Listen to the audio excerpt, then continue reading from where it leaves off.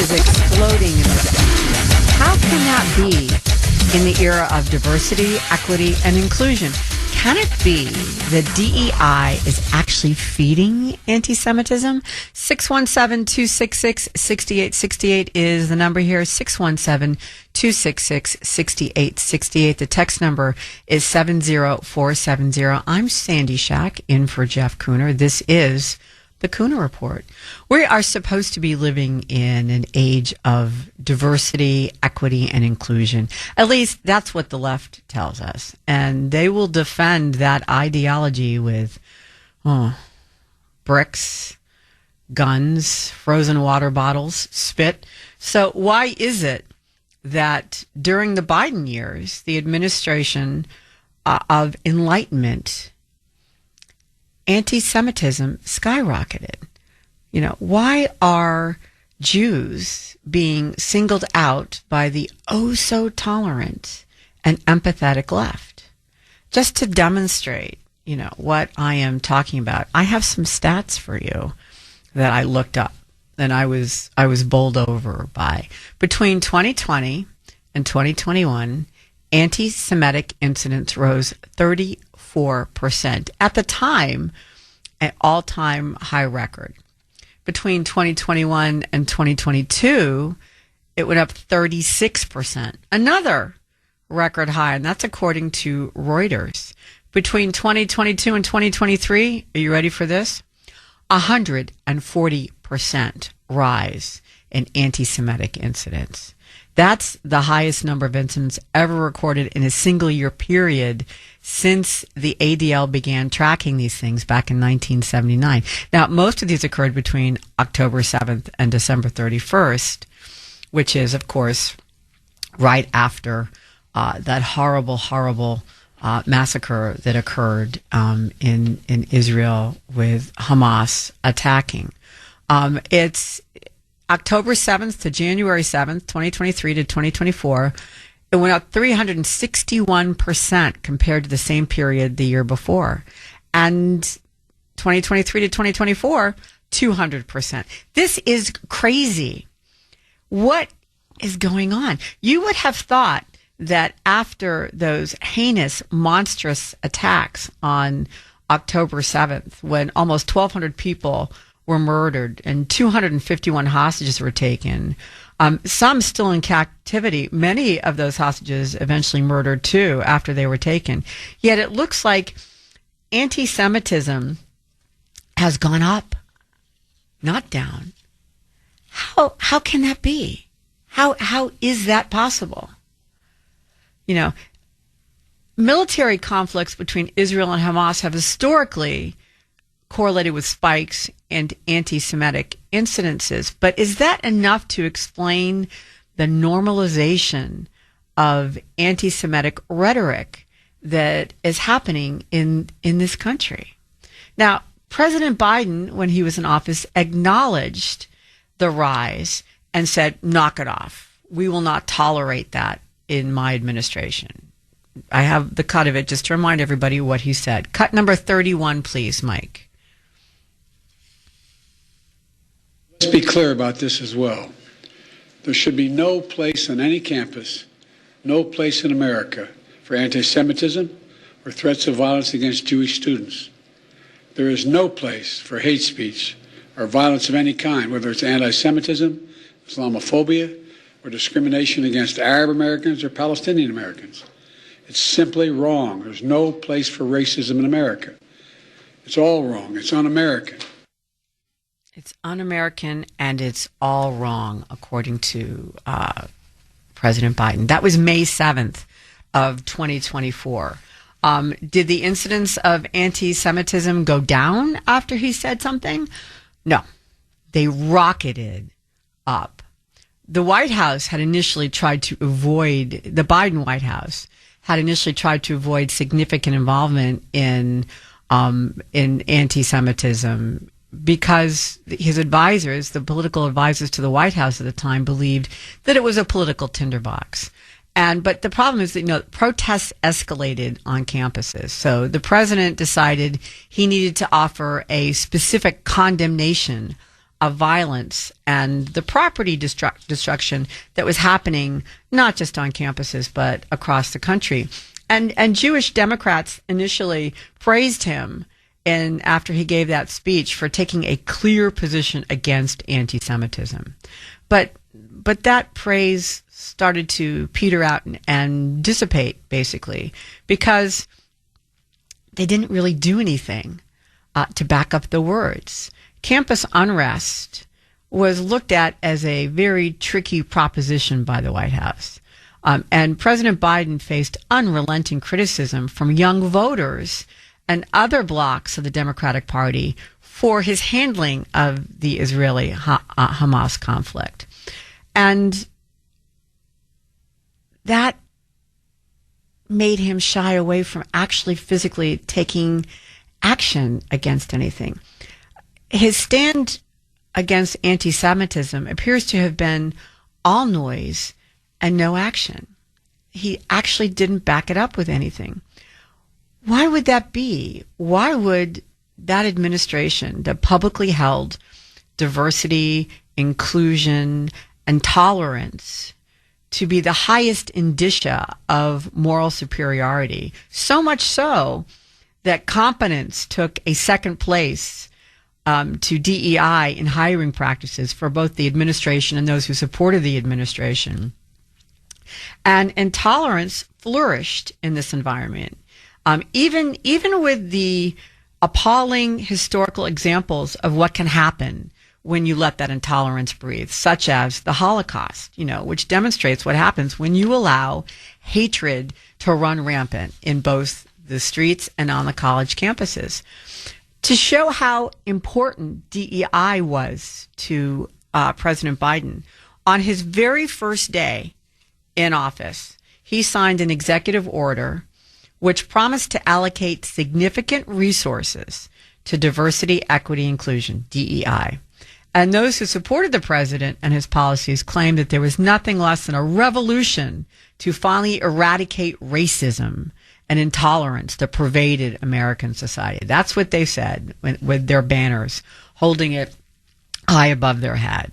Critics of this process said, well, wait a minute, there's room for improvement, but America is light years away from what it was in the 50s and 60s, and that allocating significant resources to fight a problem that's not really noticeable anymore is going to cause a lot of problems, social upheaval.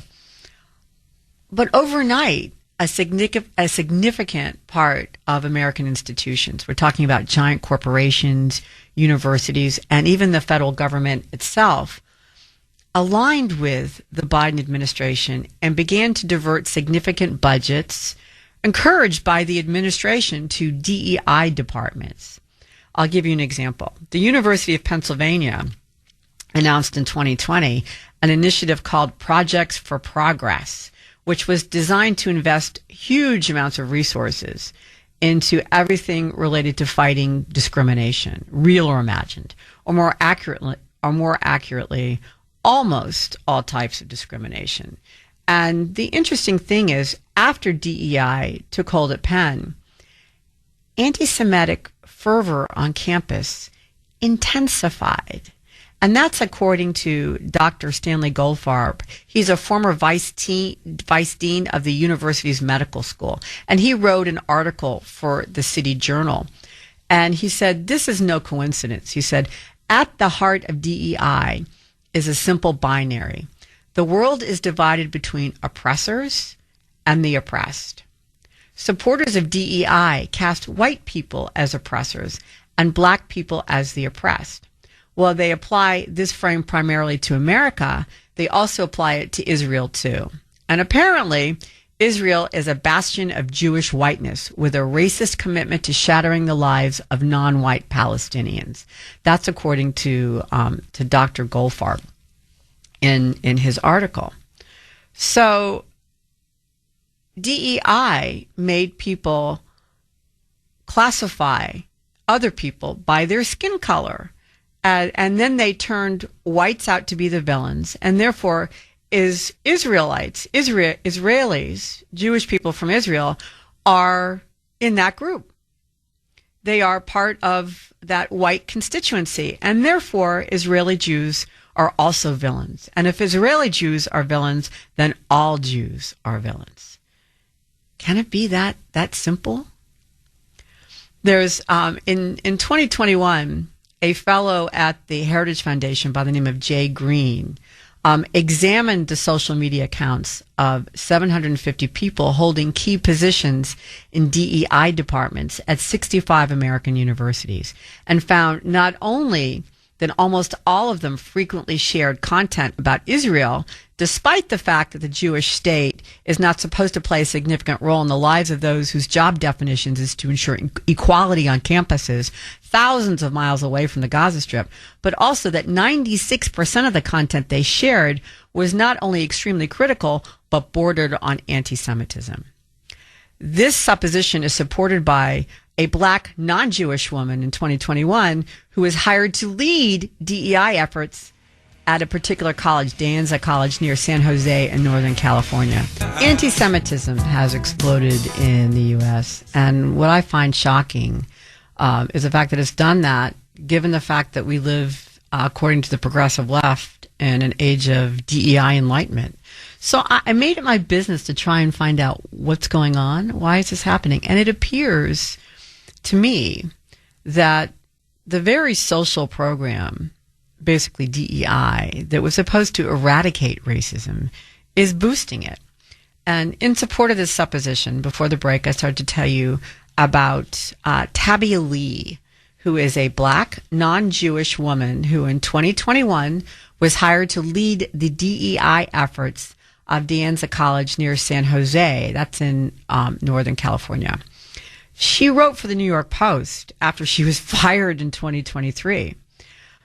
Lee said that she was horrified when she arrived at the college to experience an atmosphere of anti-Semitic incitement and agitation. And when she told her colleagues that Jewish students deserve treatment exactly like any other minority group, the response that she got was, that was not true because Jews are Zionists.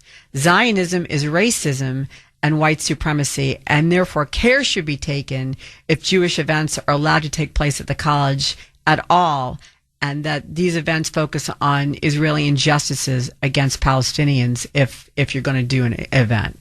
So you can't do it the other way around. She was shocked. She was shocked and appalled. And she demanded that the college officially condemn anti-Semitism. And guess what they did? They refused. And then, students and colleagues in the DEI department started calling her derogatory names like filthy Zionist.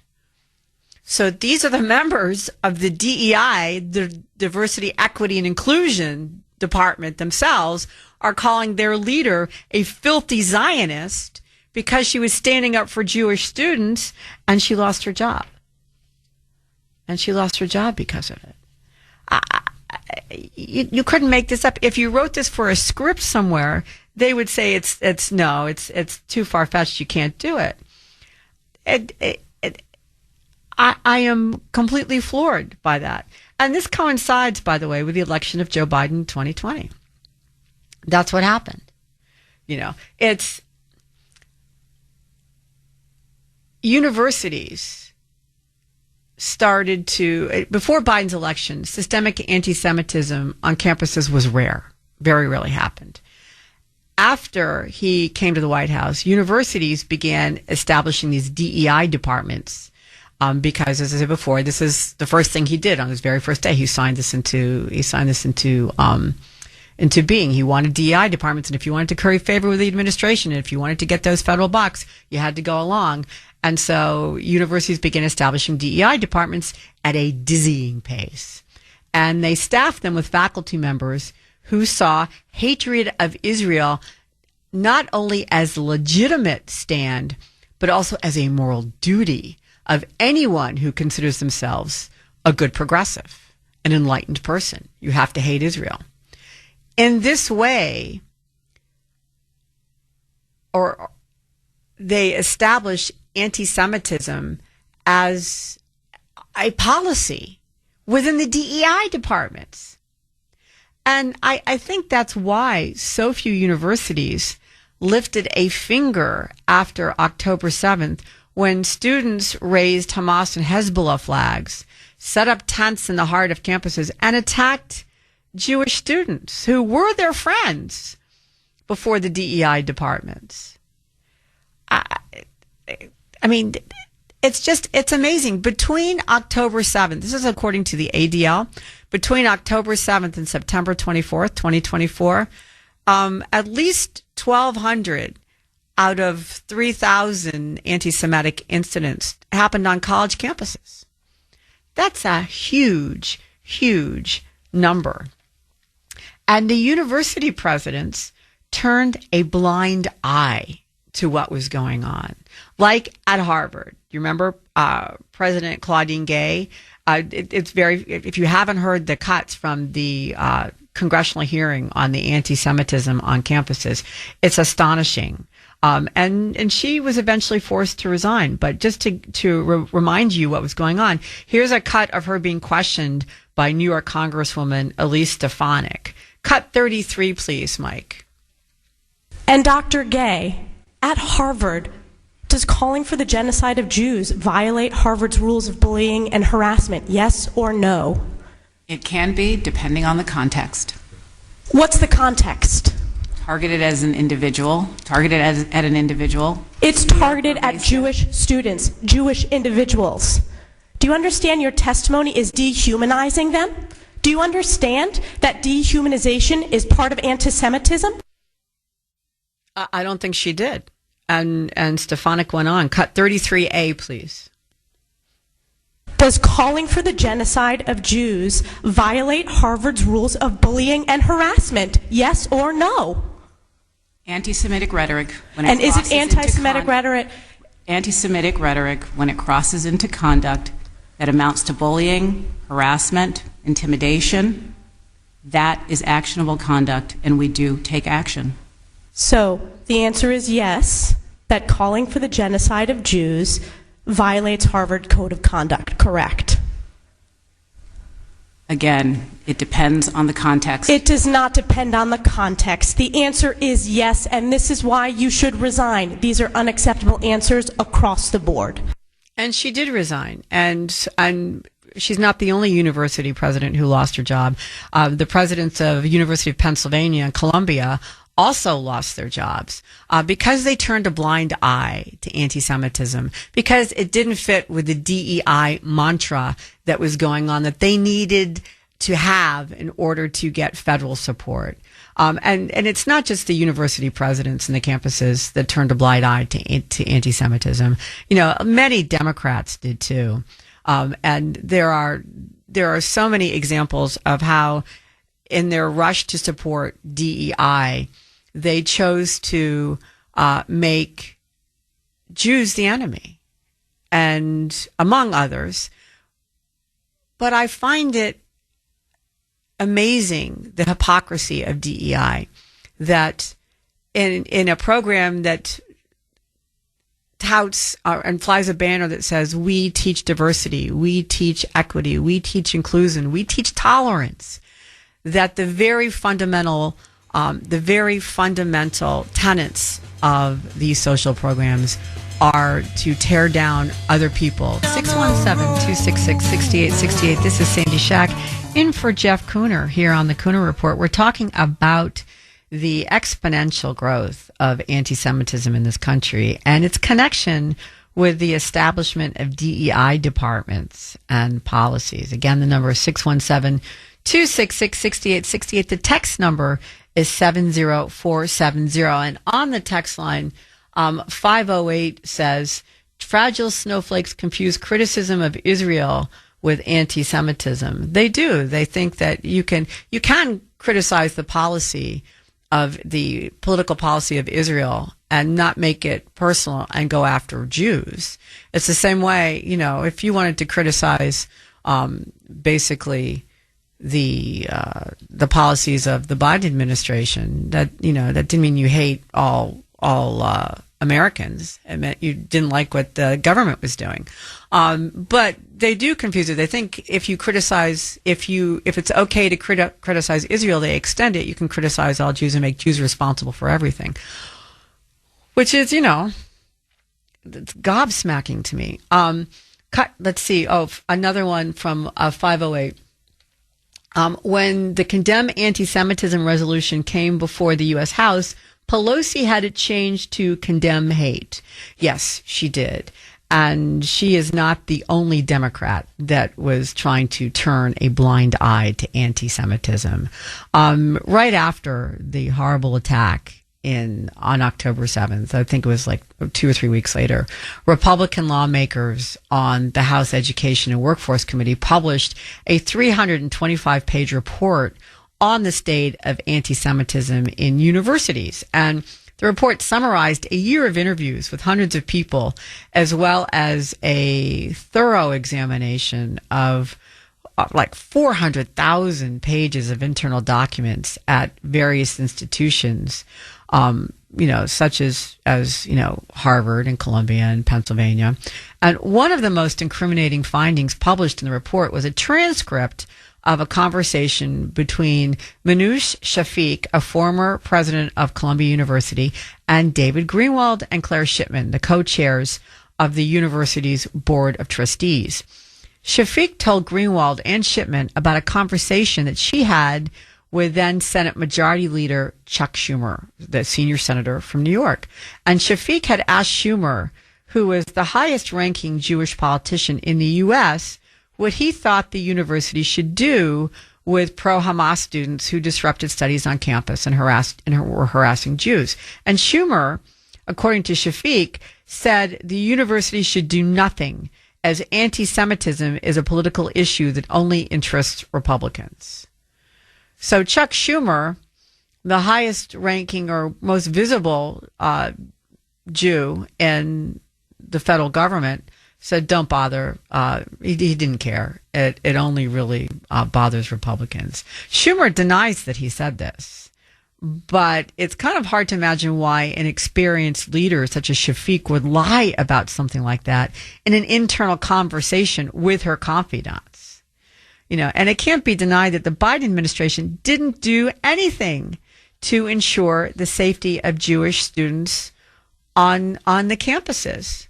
So I find it believable that Schumer said that. Do you? Do you think that Shafik made it up, or do you think that she's telling the truth? That the Democrats did not make an effort to stop anti-Semitism on campuses or anywhere else. Instead, they used the mindless college students that were out there to promote hatred. And these students didn't even have the mental wherewithal to realize that they were being used and what they were doing. I don't know if you remember this. This cut resonates with me all the time. I remember this cut. It's never going to dim in my mind. I was so horrified by it. This is a New York University student. I think she's from Columbia, but she came down to support NYU. And she's at a pro-Hamas demonstration and has no idea why she's there, but she felt it was important to demonstrate.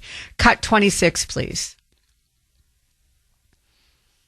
And what would you say is the main goal with tonight's protest? I think the goal is just showing our support for Palestine and demanding that NYU stops. I honestly don't know all of what NYU's doing. Is there something that NYU's doing? I really don't know. I'm pretty sure they're... Do you know what NYU's doing? About what? About Israel. Why are we protesting here at Palestine will be free! I wish I was more educated. I'm not either. I came from Columbia. I was there up at Columbia, and we came down. They said NYU students needed our support, so I came down. I heard there's lots of cops. Some people were saying it was getting dangerous. I have no words for this. She doesn't even know why she's there. They're chanting "From the River to the Sea," which is the eradication of Israel, and she has no idea what she's doing there. But it's the thing to do. And none of them who are out there with hate speech were held accountable. None of them were. I mean, and did the Democrats think that such hatred would win them the election last November? If so, they miscalculated. Do you think that the Democrat policies of DEI are responsible for the growth of anti-Semitism in the U.S.? I ask you. Let's go to Andy in Milford. Andy, welcome to WRKO. How are you? Doing very well, Sandy. And you're doing a great job sitting in for Jeff Kuhner. Thank you. Do you see a correlation between DEI and anti-Semitism? I do.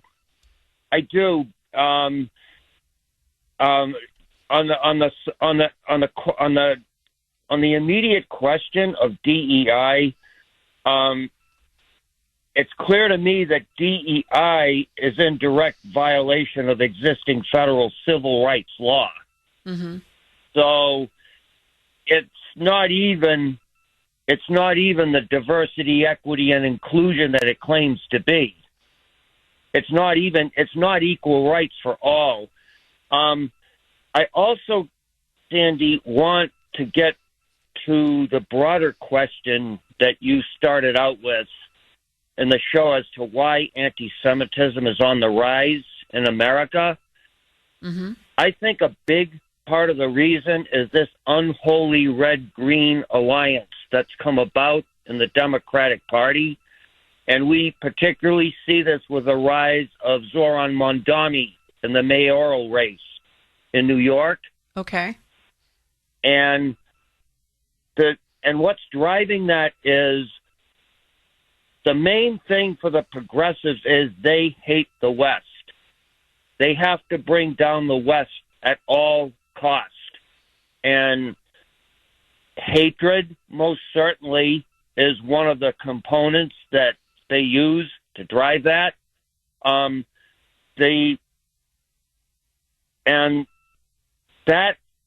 for them, if they have to use anti-Semitism to achieve that end goal, then so be it in their mind. But why? They do not care. But why anti-Semitism? Why pick out the Jews?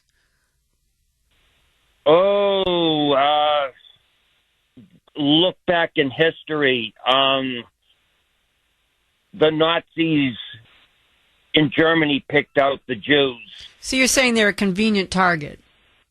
That's what I'm saying. Yeah. They're a convenient target, and the thing is, they, they're in with the Marxists, okay, to drive their agenda of bringing down the West, but they need something more, and the something more is the Islamist, and in their mind, they can use the Islamists for a time to achieve what they want, which is to bring down the West, which is to bring down America.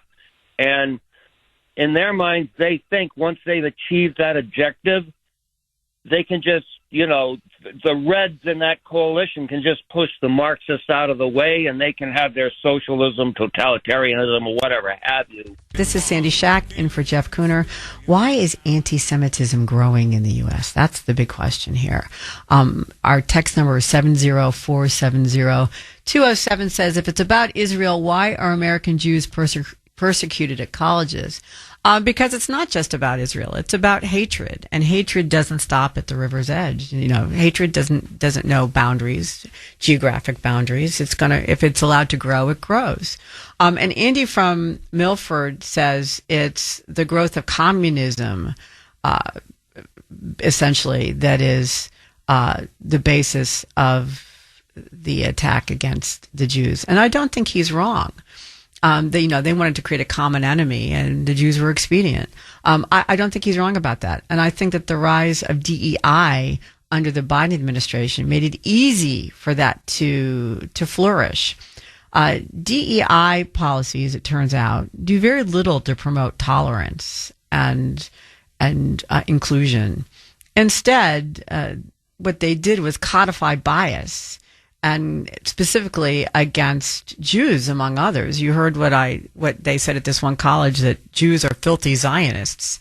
And they went after the black female head of the DEI department, because she said the Jews should be treated equally.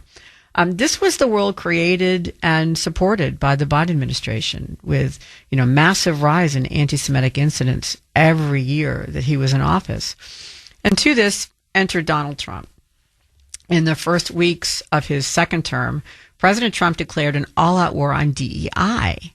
And people saw that as racist, which I was very taken aback by, because I suppose if you think that DEI is in fact a bastion of tolerance, then okay, then that would be true, but it's not.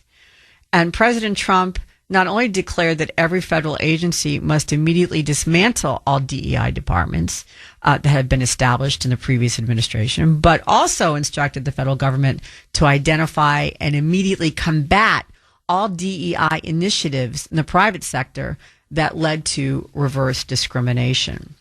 It would appear that President Trump had his finger on it all along. DEI was not about helping minorities, whether it be about skin color or gender fluidity. That may have been how it was intended. But in its execution, it became a promotional tool for the racism of the progressive left and the communists, like Andy from Milford pointed out. You can see it in the companies such as Facebook, Google, Disney. They all rushed to immediately dismantle a DEI initiative just a few months ago that they boasted about. And, these departments had hundreds of employees and budgets of millions of dollars. And when the president said, declared in several interviews to build an American society colorblind and based on abilities, not identities, they said, "Uh-oh, we've been caught," and so they started to dismantle stuff. But the genie was already out of the bottle, I think, in regard to DEI. Once you allow hatred and bias and racism to flourish, it's really hard to stop. It's really hard to put that hatred back in the bottle. And you can see this in some of the horrific incidents that have occurred in this country recently. You saw the attack in Boulder, Colorado, where a man, hurled homemade incendiary devices and used a flamethrower to attack people gathered at a rally supporting the release of Israeli hostages held in Gaza. How could you be against hostages being released? Yet this guy attacked them with Molotov cocktails. 8 people were injured. And then the guy, Mohammed Sabri Soliman, he's 45 years old, was taken into custody. But, he's burning people who want hostages released. I mean, the horrifying elements of that. Then in May, don't forget 2 Israeli embassy employees, Yaron Lashinsky, 30, and his soon-to-be fiancée, Sarah Lynn Milgram, were shot and killed outside the Capitol Jewish Museum in D.C. after attending an event hosted by the American Jewish Committee. They were planning to get engaged and were targeted as they exited the building. Now, the MPD, that's the Metropolitan Police Department, arrested Elias Rodriguez at the scene, and one witness told CNN that she heard Rodriguez say, "I did it for Gaza and free Palestine." He has been charged with first-degree murder, and Jeanine Pirro, who's the U.S. attorney in D.C., called it a death penalty case. So I suspect that that's going to be one of President Trump's I would say, examples of how the death penalty can be judiciously used coming up soon. But you would think that American universities would want to get on board with stopping this plague and this violence, wouldn't you? That they would rally around and help stop anti-Semitism. But oddly enough, no. Instead, the universities declared war on President Trump and his policies and vowed to continue on their path until further notice. Princeton University President Christopher Eisgruber chose the famous British slogan from World War II, "Keep calm and carry on," which left little doubt as to, who the good guys were and who were the potential destroyers of democracy in his view. The university, according to him, will continue with its DEI initiatives until all the lawsuits recently filed against President Trump and his orders disbanding DEI are resolved in court. How do you make these people see the light is my question. The Trump administration is nothing if not creative, I have to say. And, you've seen it in what they do with the U.S. immigration laws. They have ordered the immediate deportation of any non-citizen who supports and encourages terrorist organizations. And since a significant number of the loudest anti-Jewish activists on campus are foreigners staying in the U.S. on student visas, the administration is demanding their immediate deportation. And this is going to put universities in a sensitive position because places like Columbia, for example, which did everything in its power to avoid identifying the students who participated in the anti-Semitic riots on campus last year and ordered, a slipshod investigation that was closed after 6 days, claiming it failed to identify any of the students guilty of disturbing the peace. Given the fact that most of the rioters were documented in videos uploaded to social media, that's ridiculous, just patently ridiculous. But the university administration knows that if it points to names and students, and then those people are deported as a result, it will have to deal not only with internal riots, but also with a huge loss of income. Because I can point to, I think it was in 2023, 56% of Columbia's students were foreign students who usually pay the full freight, full tuition. And they don't want to do anything that might lead to a loss in that income. I think that's a big part of what you see here. But President Trump is not backing down because President Trump is willing to pull grants and federal funding. Columbia alone receives more than $6 billion from the federal government in the last 5 years in the form of grants. So if President Trump decides not to approve budgets for any academic institution that doesn't comply with his mandate to get rid of DEI, they're going to lose a lot of money. And I think that's as it should be, don't you? Do you think President Trump is doing the right thing to combat anti-Semitism? Let's go to Mike in Wakefield. Mike, welcome to WRKO. Sandy, good to hear your voice.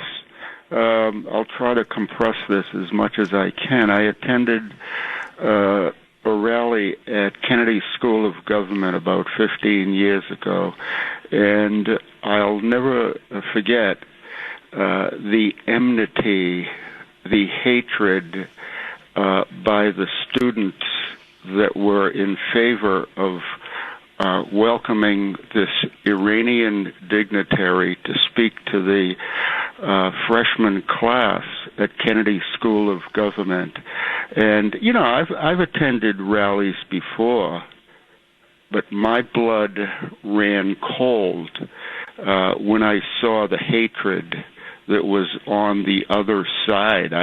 I didn't know where to put this at the time, but I distinctly remember it, and I felt obliged to call you this morning and communicate this. That's all I have, Sandy. Well, do you think President Trump is doing the right thing by pulling funding to these universities that don't allow, that don't hold people accountable for anti-Semitic actions, like, basically roughing up Jewish students as they walk across campus?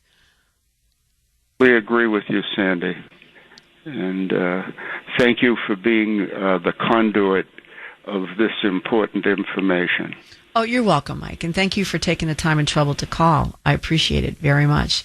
I really think that, and I have gotten feedback from people who think that these policies of getting rid of or yanking people who demonstrate against Israel, and it's not so much against Israel, it's against Jewish students. making Jewish students culpable for what Israel does on a political level. I think that identifying these students, if they're foreign visas and revoking the visas, is reasonable. But the feedback that I've gotten from some people is that they believe that that's a racist thing to do, or it's portrayed by the mainstream media as a racist thing to do, that President Trump doesn't like brown students or Middle Eastern students, or they're making it about race, and it's President Trump who's a racist. And I agree that it can be about race, but I don't think it's President Trump that's made it racist. I believe it's the DEI policies that have made it racist and have made Jews fair game for somebody's hatred, for anybody's hatred, or people want to feel part of a group and they want to feel that they are morally superior. They follow the DEI rules of engagement, and that says it's okay to go after Jews. This is what DEI and the progressive left have basically allowed to flourish in our country. And I see President Trump is doing his best to stamp that out. I don't view it as a First Amendment issue. I view it as a racist issue. And I find it pretty creative for him to respond in that respect and to pull federal funding. And I think he's doing the right thing. And it's not just the Ivies. It's not just Harvard and Columbia and Brown and so forth. It is all sorts of, and you heard the one in California, the Northern California University. It's all sorts of universities that have a problem. And it didn't just end when President Trump came in. They're trying to put an end to it, and they're doing their best. They're going one by one through the universities, but it's still happening. The Department of Education says George Mason University has violated civil rights laws with DEI hiring practices. And this was just this week that they announced that George Mason University was using racism to hire people. This is the claim that they're illegally using race and other immutable characteristics in university practices and policies, including hiring and promotion.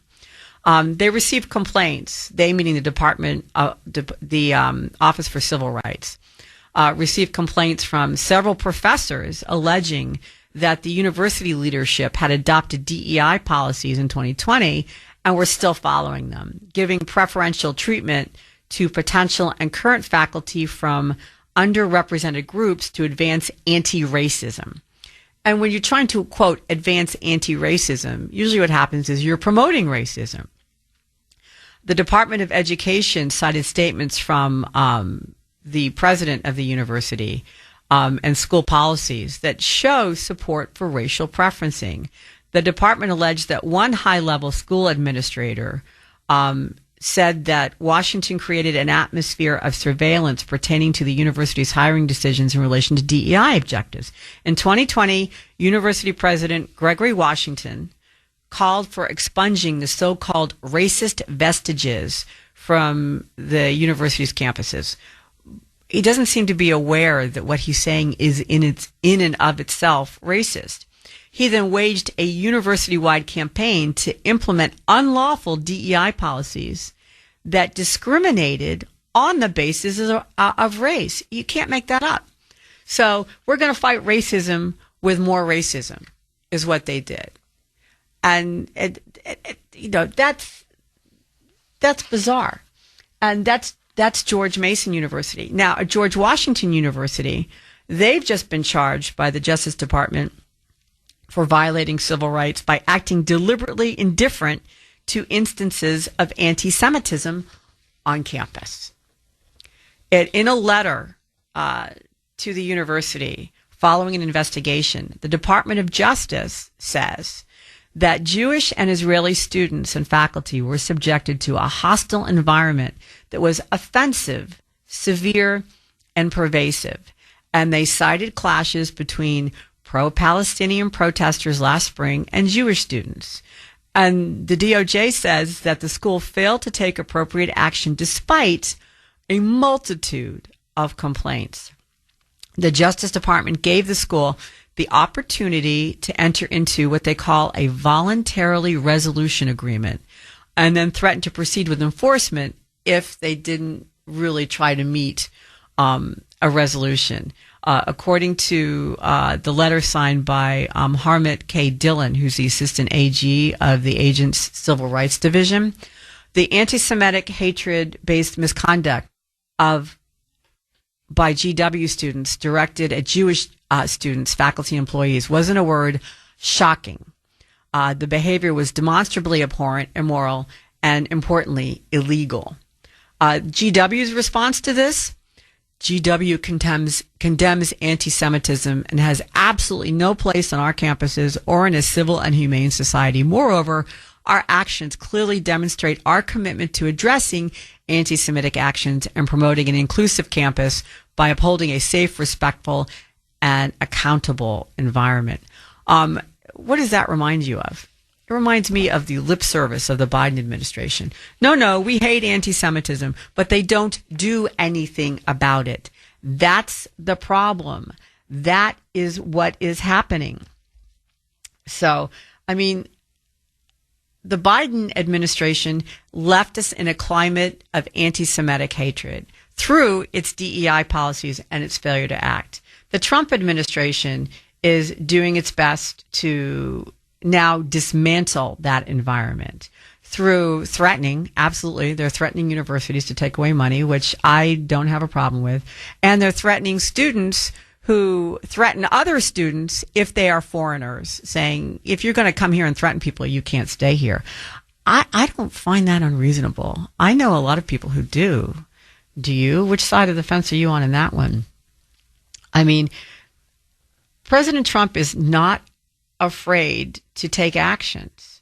I support the actions that he's taking. When violent demonstrators impose terror against Jews on campus, and when there's no real freedom of expression for anyone who supports Israel, our universities are in danger of turning from the acclaimed, world-renowned academic institutions into what are essentially nests of hatred and violence. And the previous administration, the Biden administration, saw what was happening, and they actually encouraged it through inaction and through the DEI policies. This administration is committed to changing that direction. Do you support what they're doing to achieve that? Let's go to Rich in Natick. Rich, welcome to WRKO. How are you? Well, that was a quick calling on me. I usually have to wait for a while. But, this DEI, I think a lot of people don't understand or misinterpret the word equity. It's not equality, it's equity. And where they come from, the progressives think of equity, and I think this is the right definition, is you get back what you put in. So if you feel like you're in the oppressed group, they want to oppress the people that they think are oppressing them. So they use this DEI as like a Trojan horse. As far as the colleges go, tons of money flow into these colleges from Middle Eastern governments, and they pay off, these professors and administrators, to teach this Jewish, material that, and you see the outcome of it. I mean, and some of this stuff is, paid protesters also that come through dirtbags like George Soros and others. But, it's just shocking to see, really, in our country that this stuff is going on. Do you think President Trump is following the right path to right this ship, to in withholding money from universities and expelling people who are here on visas who are practicing anti-Semitism and basically abuse of Jewish students? Absolutely, and it's a good start, but you have to get to the root cause, and that takes time. Mm-hmm. And another thing, I think a lot of these people that claim to hate the Jews, there's a lot of Jewish people in authority areas in the government, in our government and stuff. So you could probably replace the Jews with any other group, and it would be the same scenario. People that hold positions of power, they want to take that power. So it's at the end of the day, it's all a power grab. and whatever, what they do, whatever they do, for the means to try to gain that power themselves.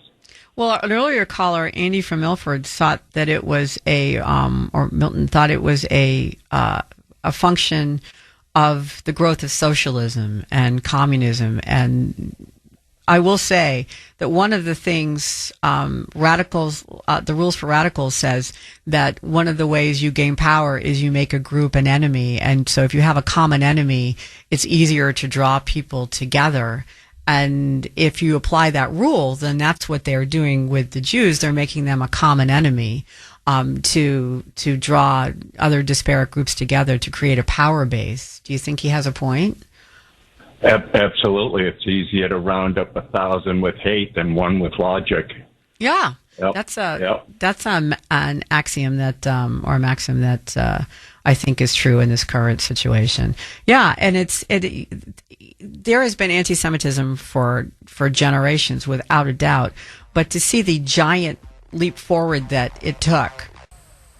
617-266-6868. The text number is 70470. This is Sandy Shack sitting in for Jeff Kuhner. On the text line, let's see, 207 says, funny how two schools named after founding fathers, Washington and Mason, don't believe all men are created equal. It is ironic, don't you think? I thought so. The same thing occurred to me. I completely agree with you. 508 says, how ironic and stupid. Let's stop racism by being racist. We'll just alter the words. You are totally on target. I teach engineering at MMA. Sadly, once these well-paid DEI admins are hired and set up, they have no purpose in regard to real education. Indoctrination is not education. God bless America. Dr. John in Worcester. I agree with you, Dr. John. Indoctrination is not education, and that's what we have been faced with. And anti-Semitism, as a result, has flourished in this country in the past 5 years. Could it be that progressive policies, including DEI, have encouraged anti-Semitism? I think that's the case here, and I think that it's one of the reasons that the Trump administration has launched its own jihad against DEI. Is because of that. And I think it's starting to work, because Colombia reached a deal with the Trump administration on how to handle, and they expelled a lot of those students that were screaming and abusing Jewish students. Harvard is in negotiation to dig their way out of this mess, and they're going, or lose hundreds of millions of dollars worth of federal grants and so forth. And it's not just colleges, by the way, that in regard to education and DEI and the growth of anti-Semitism. I mean, it's in the lower school levels too. There was just last week at a high school, I'm not even sure where it was, they discovered anti-Semitic flags on the campus, and the police had to come and remove them. And is it any wonder that is what's happening? Because there's a big concern with anti-Semitism in the nation's largest teachers union. Just last week, the chairman of the House Education Committee, who's Congressman Tim Walberg of Michigan, wrote a letter to the NEA leadership that he was gravely concerned about the union fostering anti-Semitism among its members, and of course in the classrooms across the country. So he wrote, he's concerned about anti-Semitic content in the NEA's 2025 handbook and the NEA Representative Assembly's vote in July, this last July, to ban materials by the ADL, the Anti-Defamation League. And this comes after there was a wave of allegations of anti-Semitism against the union, against the NEA. And a month ago, in July, the NEA's Representative Assembly passed a resolution to boycott the ADL's Holocaust education materials after union delegates complained that the ADL's definition of anti-Semitism was too strong. Now, there was an outcry, and the NEA leadership overturned the vote. But the NEA's 2025 handbook shows that the union has embraced an extremist agenda.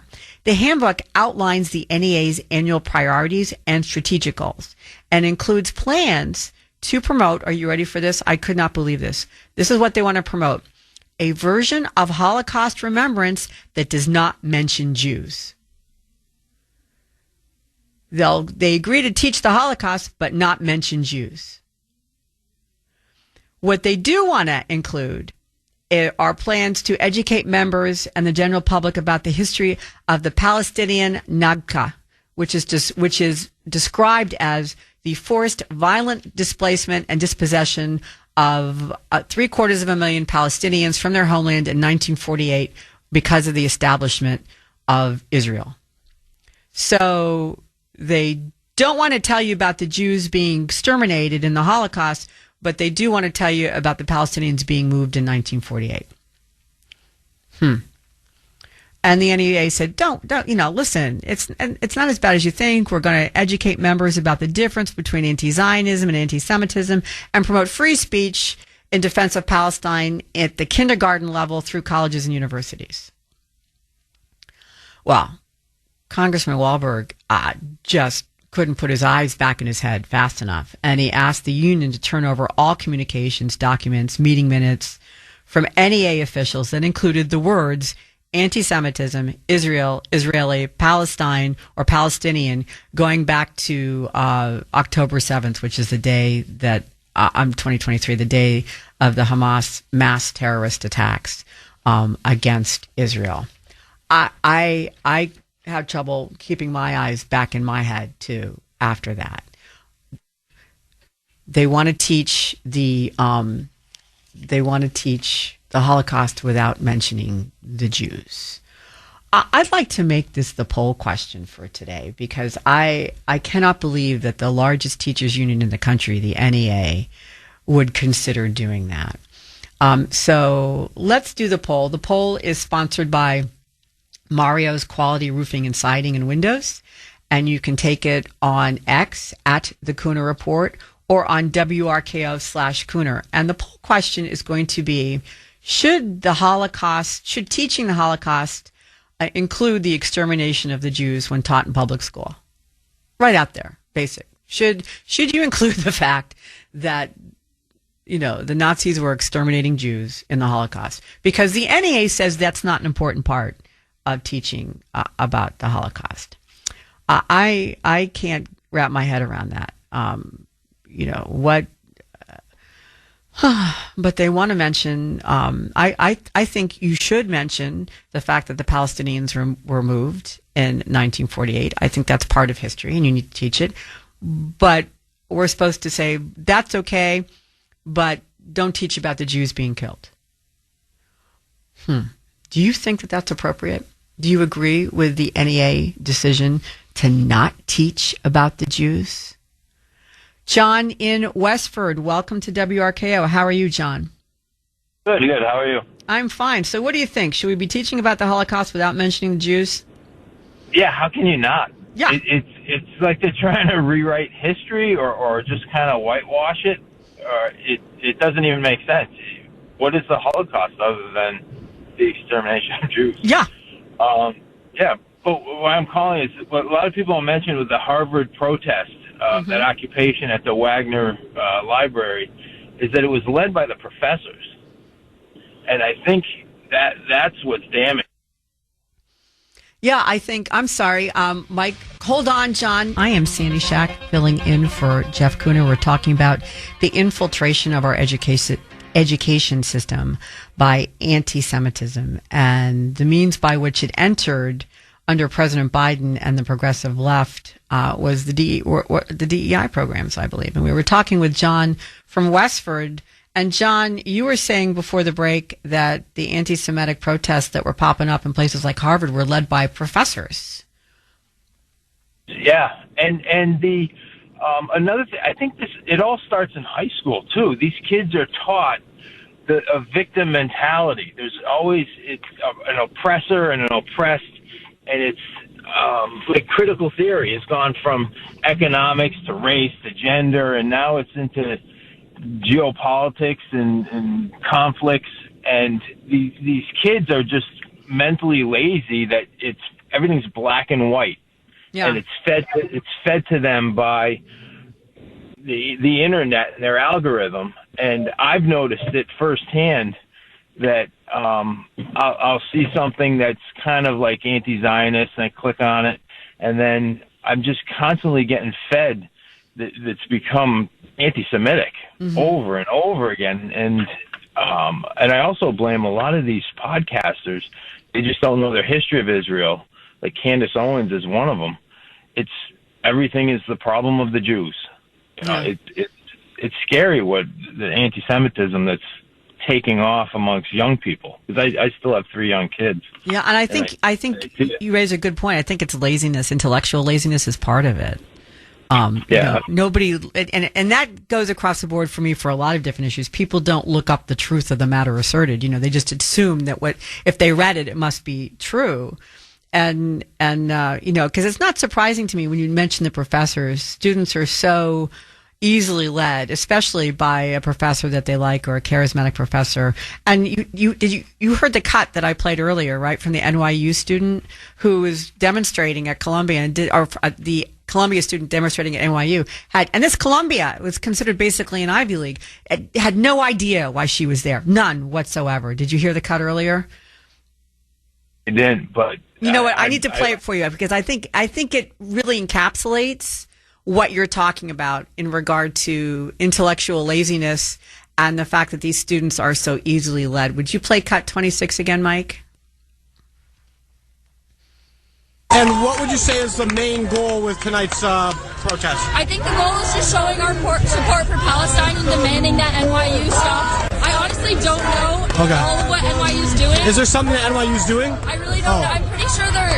Do you know what NYU's doing? About what? About Israel. Why are we protesting here at Palestine will be free! I wish I was more educated. I'm not either. I came from Columbia. I was there up at Columbia, and we came down. They said NYU students needed our support, so I came down. I heard there's lots of cops. Some people were saying it was getting dangerous. That's exactly what you were talking about. They're not making it up. They just, social media, quick, go down to NYU and help. They have no idea why they're there. And I don't think they understand that when they say Palestine should be free from the river to the sea, that means erasing Israel and the Jews that live there. They had no concept that that's what they were talking about. It was just the in thing to do. So I think laziness is part and parcel of this, don't you, John?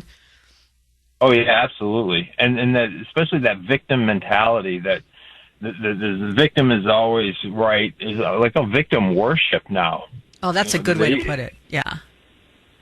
So. Yeah, I really agree with that. I think that's a great way to put it. Victim worship. Thank you so much for the call, John. I appreciate it very much. Yeah, I think John is absolutely right. Our education has been infested with victim worship, as well as with anti-Semitism.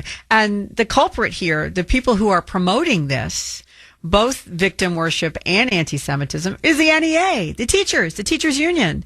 I mean, the fact that they have in their handbook, let's teach the Holocaust without mentioning the Jews, I get goosebumps from it. From it's so frightening to me that the teachers, a group, the biggest teachers union in the country, would consider that. That's why I made it the poll question. Do you think that the Holocaust should include the discussion of the extermination of the Jews when it's being taught in public schools? Because the NEA says, no, we don't need to do that, but we do need to make sure that people know the Palestinians were moved to create Israel. My head is going to explode. The text line is 70470.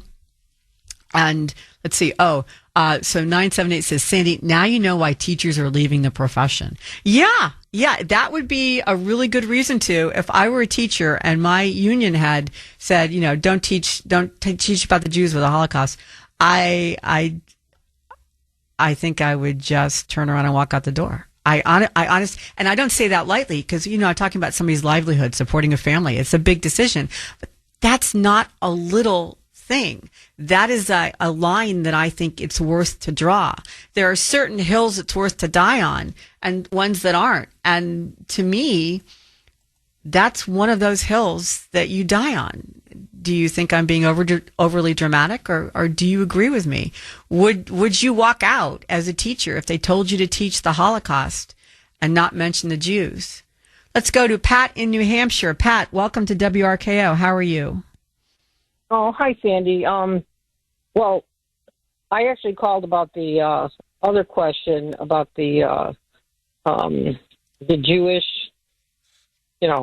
well. Yeah, go right ahead. You're good. Whatever you want to talk about.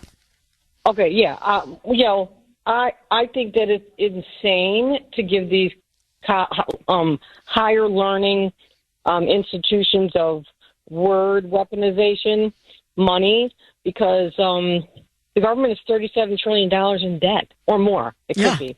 So they have endowments that are huge.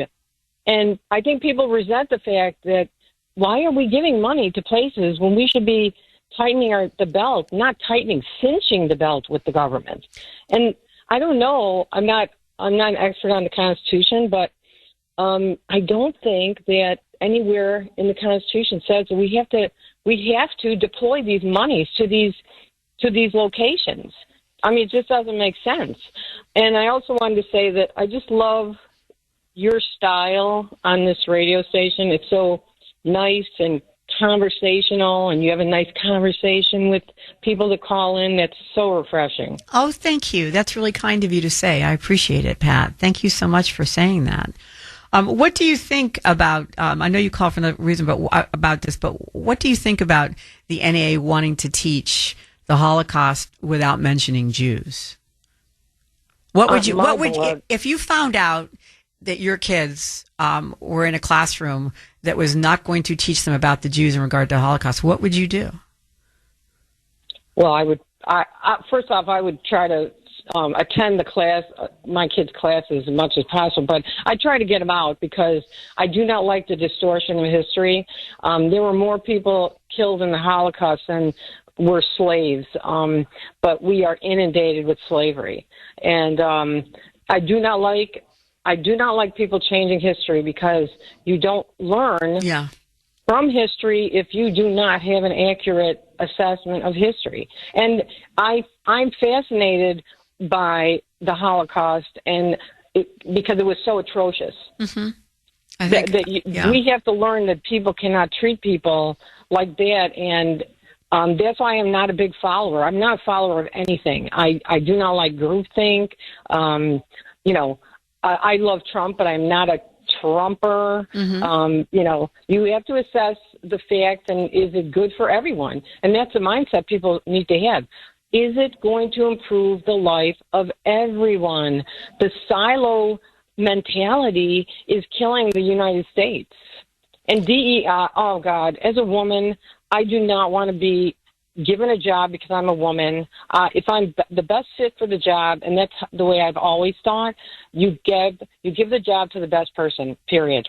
I so agree with absolutely everything you said, Pat. You and I are, simpatico completely. I so agree with all of that. And it drives me crazy, for instance, when President Trump said he promised to appoint a black woman to the Supreme Court. I was raised to believe it's the best mind that you can find that should be on the Supreme Court, regardless of race, politics, gender, anything. This is Sandy Shack. Our education system is infected with anti-Semitism thanks to progressive left policies, DEI, and the anti-Jew mindset of the country's largest teachers union, the NEA, who, according to their 2025 handbook, will agree to teach the Holocaust as long as they don't have to mention Jews, and can teach the expulsion of the Palestinians to create the state of Israel. You can't make this up. Nobody would accept a screenplay with this as the premise. If you were a teacher asked to ignore the extermination of the Jews in your lessons, would you walk out? Because I'm thinking, even though I have a family and a pension to think of, I think that might be the bridge too far for me. On the text line, which is 70470, let's see. 781 says, teachers will not speak up, let alone walk out. They get a pension. My family member is a teacher, 10 years to retirement. She stays very quiet. It's such a personal decision. I completely understand people who don't, because exactly right. They have a family to support. They have a pension to think about. It's if they're a public school teacher and they're part of the union. What if it were a private school and you didn't have a pension? Would that make the decision easier if they told you couldn't teach about the extermination of the Jews? I don't know. It's, I tend to hope that I would say no, because I think you're teaching hatred at that point in time, and a revisionist version of history, which, can do damage, essentially. Because I'm pretty sure that some of these idiots that were demonstrating down at NYU, have no idea, what the Jews have been through. Therefore, they don't think twice about, spewing anti-Semitic hatred, because they don't know about it. They don't understand what's happening. Let's see. Also on the text line 978, Sandy, talking about the Holocaust without mentioning the Jews is like talking about Hiroshima and Nagasaki without mentioning the atomic bomb. That is a great analogy. I think that's exactly right. Why are you even bothering to teach it if you're not going to mention the Jews? I'm also being told on the text line that I misspoke and I said Trump was picking a black woman on the Supreme Court. If I did, I apologize. I did not mean to say that. It was Biden, and of course the justice I'm talking about is Justice Ketanji Brown Jackson, who is the one who, he said he was going to pick a black woman. He didn't care what her qualifications were. He just narrowed it down to black woman and picked one. Now, are there black women qualified to be in the Supreme Court? Yeah, I'm sure. Are they the best mind for the job? I think it depends on when that particular seat opens up. You find the best mind. If it's a black woman, you put her on. If it's a Hispanic man, you put him on. It doesn't matter what their gender, what their ethnic background is. What matters is, are they the best mind at that point in time when the seat is open? Are they the best mind for the Supreme Court? That's what you're looking for. That's what I was raised you were looking for. And not checking off DEI boxes with the highest court in the land. And that's what President Biden did. I am so sorry that I said that it was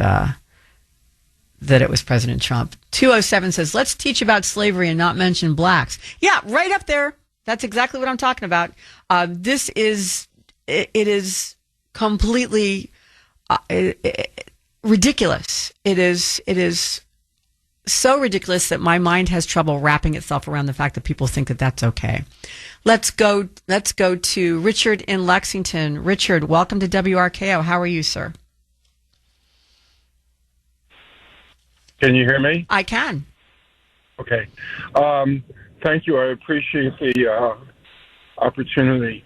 The problem is everything you're saying is correct, but it's even worse because the premise about the Palestinians being expelled to create the state of Israel is also extremely misleading and pretty much a lie. Okay. And so that's what they want to teach. That's what they say, that if they can teach that, then they'll teach the Holocaust as long as they don't have to mention the Jews. That's what they want to do, Richard. Right. But aside from not mentioning the Jews, the premise of what they want to teach is solely misleading propaganda. First of all, most of the displacement of the Palestinians were war refugees that were internally displaced to other parts of Palestine, including West Bank, Jordan, and Gaza. And over 75% of them were normal war refugees. Less than 25% actually moved out of their homes. And furthermore, this was a war that was begun when the war was begun when the Palestinians refused the partition plan, which would have created a Palestinian state and a Jewish state. And the Jewish state would have been much smaller than what happened after the war. And so the premise that the problem was the Palestinians being kicked out and then the Jews took over is the opposite of the truth. The Jews were willing and agreed to a partition to create two states. That's a fact. And then they attacked the Jews in Palestine, and the end result was the 67 borders, and the majority of the people who left were war refugees. They were not kicked out of their homes. Well, they don't want to teach that, Richard, because that is basically telling the truth about what happened, much like telling the truth about what happened in the Holocaust, doesn't fit the narrative that they want to impart to the young minds of our country. That's essentially what's going on here. About the Jews is only half the problem. Yeah, no, I agree with you. It is only half the problem. But I think the problem is once you get used to teaching revisionist history, as our last caller pointed out, you can't learn anything from it. You don't learn the lessons that are being taught. If you hide history, erase history, or teach a different version of history, then you're doomed to repeat these same mistakes over and over again, don't you think? Of course. Yeah. So thank you so much for the call, Richard. I appreciate it very much. And I also appreciate you giving more accurate information regarding what should be taught by the NEA, because left to their own devices, they would not touch in any of that. Let's go to Harry in Chelmsford. Harry, welcome to WRKO. How are you? Good morning. I'm doing well this morning. This is quite unsettling hearing this. I am a Christian. And I know, and I also know Donald Trump listens to this station too. I hope he's hearing all this. But these people need to be reprimanded or expelled or something to even think that they could take the end of the Second World War, when our troops found these camps and went in and saw what they did to these people. That didn't happen, or they're trying to just not mention it, is absurd and disgusting. Yeah. Towards what our brothers and fathers and grandfathers fought and died for, to liberate the world over there against the tyranny of Nazi Germany. That's what the Holocaust was about. I couldn't put it better. I'll give it back to you in a second, but you just reminded me of something. I just wanted to. There was a gentleman that I used to work with when I worked on another show. His name was Giles Threadgold, and he was a very interesting guy. And he used to be a regular on the show we worked on. And he was a foot soldier in World War II, and he was one of the first troops that entered one of the concentration camps in Germany. And he had something that was unusual at that point in time. He had a Polaroid camera, the kind that you could take the pictures right then and there, and it was a newfangled thing at the time. But he took pictures of what he saw in the concentration camps, which he shared with me at one point when I asked him, and he still, if he brought those pictures out, he still couldn't talk about it without crying. Just mentioning it, what he saw made him cry. But the NEA, Harry, would like you to believe that didn't happen, and that's not something we need to learn from. What would you say if you found out your child or your grandchild was being taught that kind of revisionist history in their school? I'm going to have to answer to God for that. Yeah. Yeah, I think so. I think it's that big. I think it's that big an omission that I think it's not just a little case of whitewashing history. I think it's a case of promoting anti-Semitism, hiding what can happen when you allow anti-Semitism to flourish. And hopefully you face some kind of retribution in this life, but if not, okay, I'm sure God will take care of it. Thank you for the call, Harry. I appreciate it very much. Let's go to, I'm sorry. Before we go to anybody, we have to go to the call log. I almost blew right by it. The call log is where we replay one of the more memorable calls from the week. It doesn't have to be the best or the worst, or the funniest. It can just be something that really stood out from all the other calls. Mike is the arbiter of who the caller of the week was. And I have heard part of this week's caller of the week, and I agree with his choice. Mike, go right ahead. It's time for Kuhner's Call Log, where we showcase our favorite caller from the week. I can hear you. Can you hear me? I support burning the flag, but let's be honest, too. I think it's time we have a flag that America can stand behind. You know, the American flag carries a lot of controversy with it, the same way the Confederate flag does, the same way the Nazi flag does. I mean, during slavery times, it was the American flag that was flying. During the Civil Rights Movement, when the police officers were beating up blacks, it was the American flag that was flying. The American flag's on the chests of the police officers. That flag, unfortunately, carries the same connotation that the Confederate flag does. It's just as bad. How could that not be seen as racist? Obviously, people don't see it that way because the leaders have not told them what to think yet. But when they finally do, then the American people will be like, yeah, you know what? That flag is racist. It's time, I think, that we create a flag that American people can get behind, because I think that's the problem that we need to rectify. People are burning the flag because they don't support it. And next week, it could be you on Kuhner's Call Log. Please, don't be a stranger. Call again. Yeah, that stood out to me big time because he wanted to replace the flag with the rainbow flag. He thought that was a better representation for the United States. I'm more on Johnny Cash's side in that particular moment. That was a beautiful choice, Mike, and I appreciate Johnny Cash at the end talking about the flag. It chokes you up a little bit, at least it does me, but, you know, I'm a little bit of sap for the flag. I learned good flag etiquette. I don't approve of burning the flag, but there you go. Thank you very much. That was our Kuhner's Call Log for the week. But now let's get back to our current topic, which is the fact that the NEA wants to teach the Holocaust without mentioning Jews. I'm not making it up. That's what their handbook says. And I believe that that's part and parcel of the spread of anti-Semitism and is part of the DEI spreading of anti-Semitism, and it just makes my skin crawl that you would try to erase such a horrific piece of history. Because if you don't learn from something as abominable as the Holocaust, how are you, are you going to repeat it? Is that going to happen? Maybe not against the Jews, maybe with somebody else.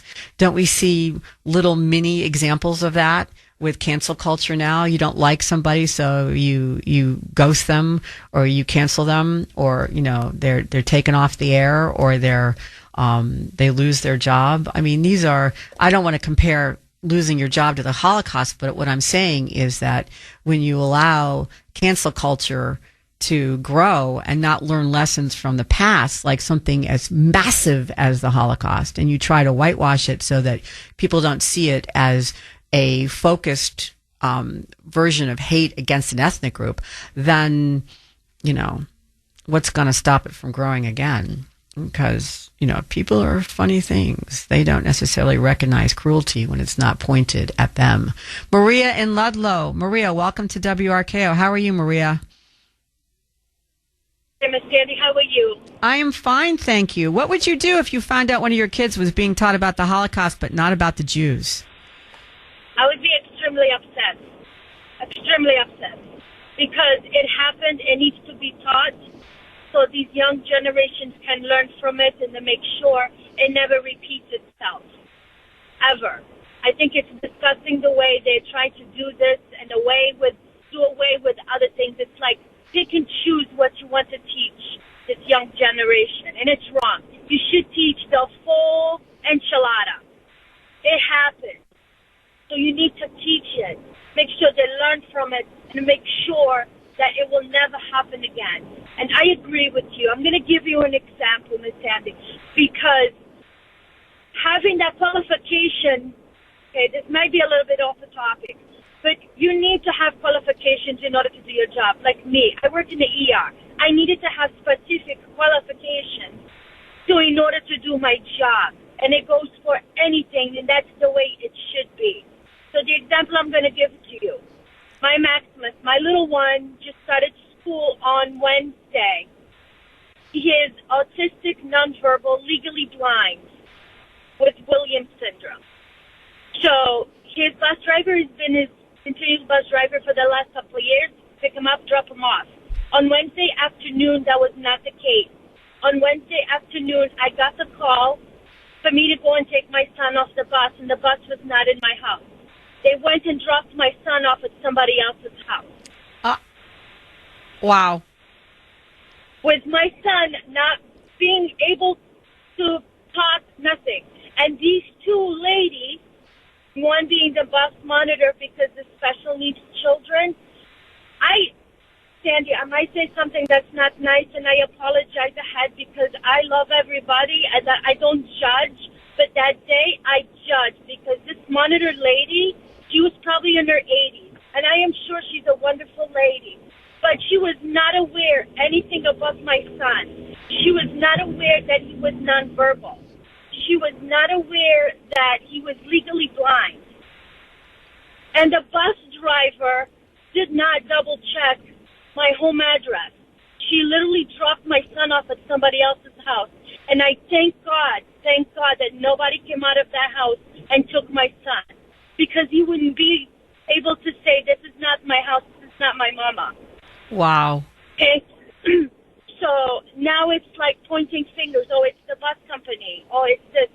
You need to make sure there's qualifications, that these people are properly trained and able to handle special needs children. Yeah. You can't use DEI hiring to do important jobs. You shouldn't use DEI hiring to do any job, but in particular one that deals with somebody who has disabilities that can't protect themselves, that's vulnerable. I thought I was gonna have when I say I flipped, and it's been since Wednesday a constant phone calls here and there, and it's like falling on deaf ears. All I keep hearing is, oh, it's the bus company's fault. The school committee trying to get a hold of them, emails have gone, trying to make phone calls, and nobody gets back to you. So it's like the pointing fingers. It's like these people are not qualified. What is the standard protocol and I asked the school what is the standard protocol that you have in order to hire these companies, this bus company? What do you know about them that qualifies them to take these children from your care to bring them home? So I'm getting the runaround, and so I am filing a 51A on both the school and the bus company for neglect, for putting my son's life in danger. Yeah. They literally put my son's life in danger, because that is, what if somebody came out of that house and took my son? They don't seem to grasp that. All they say is he wasn't left unattended. He wasn't someone else's property. But if that someone else came out and got my son, and they don't seem to grasp that, so I know I got to play nasty. I'm sure they grasp it, Maria. I have no doubt that they grasp it, but the liability is so huge in that situation that if they admit it, they know they're finished. So that's why denial is what they're going to do, because they know that, it's what a lawyer would call a res ipsa situation, res ipsa loquitur, and that the thing is what it is the layman's way of putting it. It is what it is. You can't put, as they say, you can't put lipstick on a pig and change it from being a pig. It's a pig. They put your child in danger, and it is just so blatant that there's no defense to it. So therefore they have to try to calm you down by denying it. What they don't realize, I think, Maria, in this case, is that all they're doing is infuriating you by denying it, as opposed to saying, we made a mistake, this won't happen again, these are the safeguards we're going to put in place to protect you. That would have probably made you feel okay, and you would have said, all right, let's move forward. Am I right? It would have. Not one single apology, and not saying, okay, we're going to put Maximus back onto his bus routine. They changed it without even letting me know. I was blindsided. Ever which angle they threw at me, I was blindsided. So there's no apology. And the ladies from the bus, they felt offended that I raised my voice and questioned, how could you do this? Do you not double check the addresses? It's his first day of school. Like, they were astonished that I was upset. Talking to the supervisor company, she was astonished that, how dare I speak to her that way? Well, that goes to the old, professional victims. She had to make herself the victim because that's the way of distracting you from the fact that your child was the victim. That's what that was about. I'm Sandy Shack. We've been talking about DEI and its part in spreading anti-Semitism in the U.S. in the past, 4 or 5 years. Our text number is 70470. 207 says, Jews have been oppressed for thousands of years.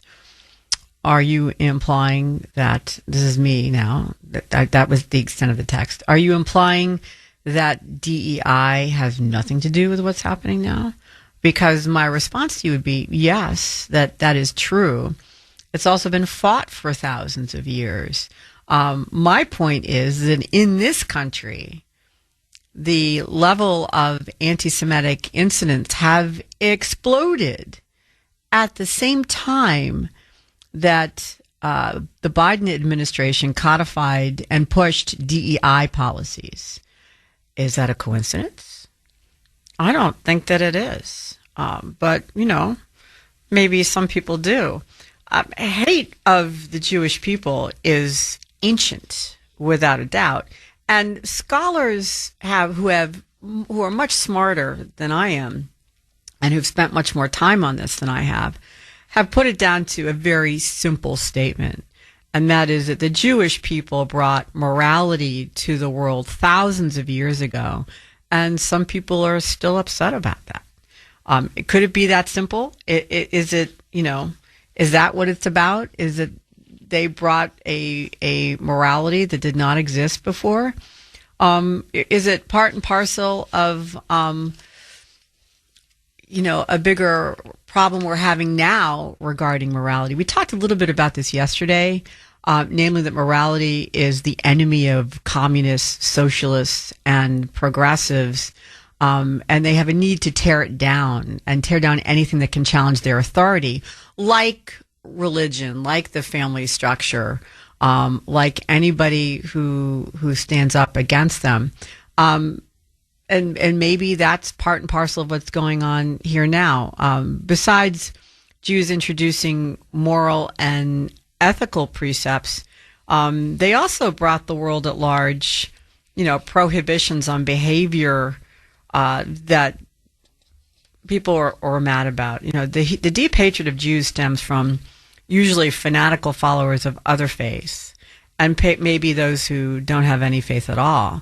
But especially it stems from zealots whose religious worldview compels them to conquer and destroy other faiths, or for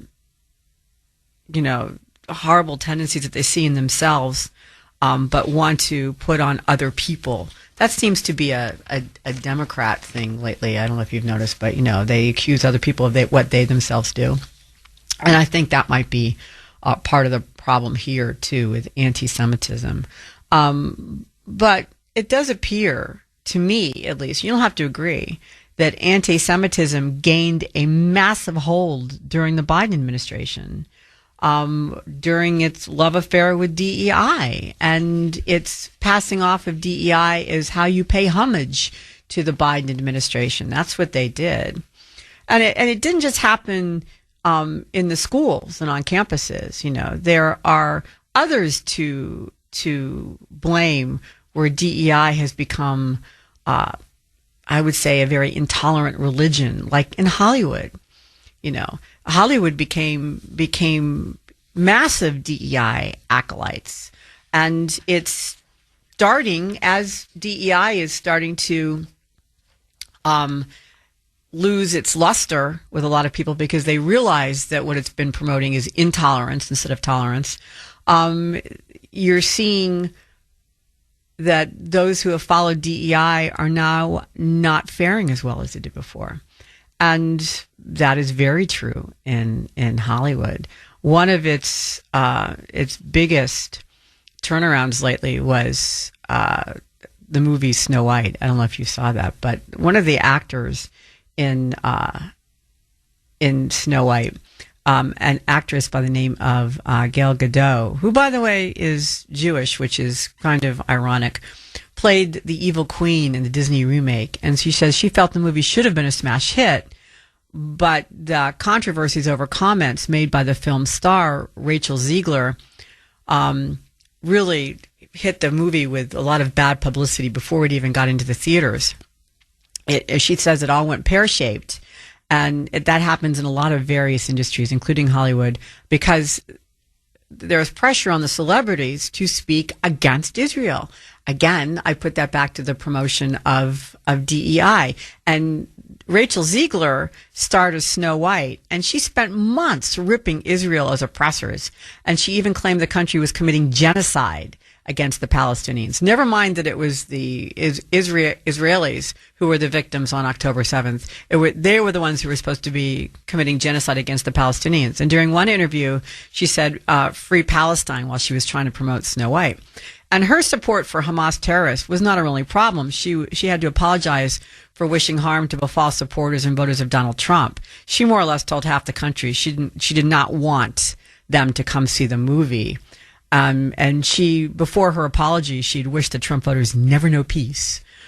And Snow White fell to new lows. It's a record holder now in money lost and in bad movies. So that's a case of Hollywood learning that going woke, following DEI, and giving into the anti-Semitic diatribes that DEI promotes is not necessarily going to be economically advantageous moving forward. I think it was advantageous during the Biden administration, and that was part of the problem.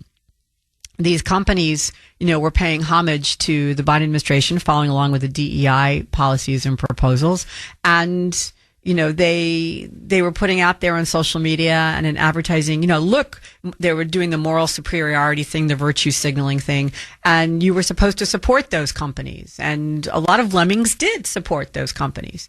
And now that people are waking up to the dangers that are inherent in DEI, the dangers regarding racism and intolerance and lack of diversity, the worm is turning.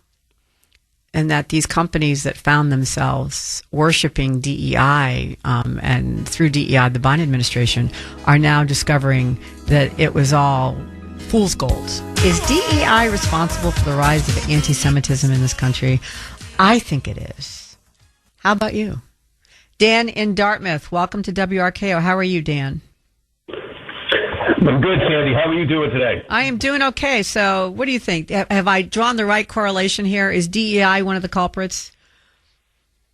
DEI is definitely a culprit. In fact, it's infecting all education, all the way through, all the way down into the grade schools as well.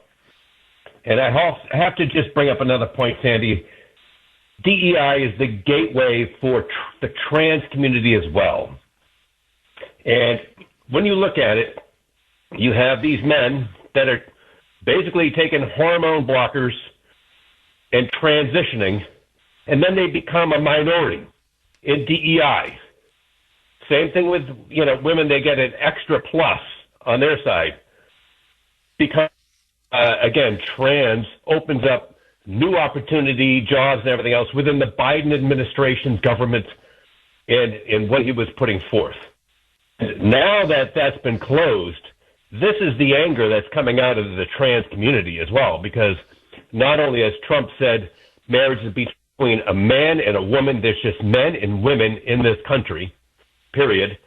And then on top of that, you have DEI closing down in all of the government agencies and also in private, agencies as well, banks and companies, but also in the system. So DEI, now that it's not recognized, closes the door, and the trans community is very upset. So we're going to get some more outbreaks, I think, over the years with the trans community as they've transitioned thinking they have an advantage, but that advantage isn't necessarily there any longer. You're referencing the shooter in Minneapolis, I take it, the one we were talking about yesterday.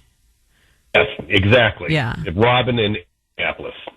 Well, 100%. did you see, by the way, that it's been reported that he had posted on his And I'm using he deliberately because he had posted he was sorry he had transitioned, that he wished he hadn't. And and the interesting thing is, and this might drive you crazy. You know, the mayor that I was speaking about this yesterday, how Mayor Jacob Fry got out there and told people not to, don't bother praying. These kids were shot while they were praying, so what's the point of praying? We need action, referencing gun control. But that doesn't end the bizarre things that he said, Dan. He actually went on News Nation and said, instead of, it was Catholic kids that were shot, Catholic people who were shot during Mass, but he did not acknowledge that. He went on News Nation and said, we have to really help the trans community who is suffering. Cut number 1, please, Mike.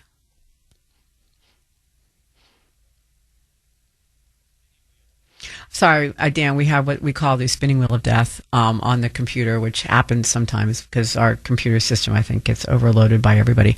But basically, to me, instead of acknowledging, he turned the shooting of Catholic school children into a moment for us to basically feel sympathy for the trans community, which, okay, I think your point is very well taken, and that there are members of the trans community who were going to rely upon DEI as a platform to protect themselves and to make them, to give them a hand up, so to speak, and they don't have it anymore, so they're ticked off. But here you have Jacob Fry, the mayor of Minneapolis, trying to use a shooting of other people to make victims out of the trans community, who were not the victims in this case, were they? Oh, and Sandy, it's the same case down in Nashville with Audrey. They turned that around as the trans community is the victim in the whole situation as well. And on top of that, it's the same thing they did with Hamas. With again, the Jews that were slaughtered during that day on October 7th. It all turned around to protect Hamas, and Hamas is the victim. They keep turning it around 180 degrees, and this is just a projection of evil on our society and around the world. And that's exactly what Satan does. As a matter of fact, if you listen to what that Robin character who did the shooting up in Minneapolis, you listen to that video, it does sound very, demonic as far as how he laughed at certain situations. And I have to point out, Sandy, this other point. The trans community, they refer to themselves as they, them.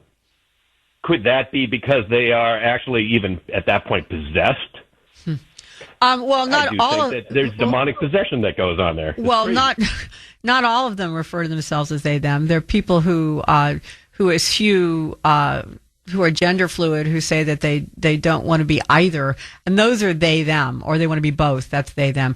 Most trans people that are in my experience have picked which side they want to be, and if they were he, now they want to be she, and if they were she, now they want to be he, and they have chosen the other pronoun. To be honest with you, I don't know any, and I know a number of trans people who work for iHeart.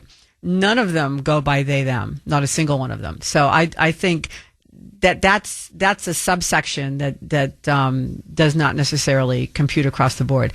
But I do think that there is, that some people may have thought that in their zeal to be part of an accepted community went the trans route, which is a very difficult route. That's not an easy road to walk, because they thought they would be, elevated, to your earlier point, and with the dismantling of DEI, they have to be wondering if they made the right decision, if that was the reason why that they went the DEI route. Thank you so much for the call, Dan. I appreciate it very much. Let's go to Zeke in Boston. Zeke, welcome to WRKO. How are you? Good. Thank you very much for taking my call. I just want to share with you some observation of Harvard University. There is a Center for Middle East Studies, a nice building on the campus of Harvard. And if you enter it's Center of Middle East Studies, you would expect that it will be something about Israel. Lo and behold, nothing about Israel. Though some employees of this center are ethnic Jews. Also, a stone throw from this Center for Middle East Studies, there is Semitic Museum, which was established more than 100 years ago at Harvard. And the name Semitic Museum is engraved, it's cut in stone above the entrance of this very good-looking building, an antique building in a way. But recently, it lost its name, Semitic Museum. It's now called the Museum of the Near East Studies. And the students, new students, come to the different venue. Also, I want to address the misnomer. We say Palestinians, meaning Arabs, but less than like 80 years ago and 70 years ago and maybe even 60 years ago, Palestinians meant Jews, Arabs, and Christians who lived in Palestine. And so I want to show you how everything is being shifted in a way to please certain group of people and not to make people angry. Those were brilliant examples of that. Before the break, we were speaking with Zeke from Boston, who called and was giving examples of how references to the Jewish people, to Israel, etc., on buildings over at Harvard were being erased, homogenized, so they didn't reference the Jews anymore, so that they wouldn't make people angry, he said. That's another form of anti-Semitism, doing that. That's, if a reference to the Jews is going to make you angry, then you're an anti-Semite, and catering to you is a form of anti-Semitism. But there's something even more insidious than erasing Jewish references, and that is lying about them.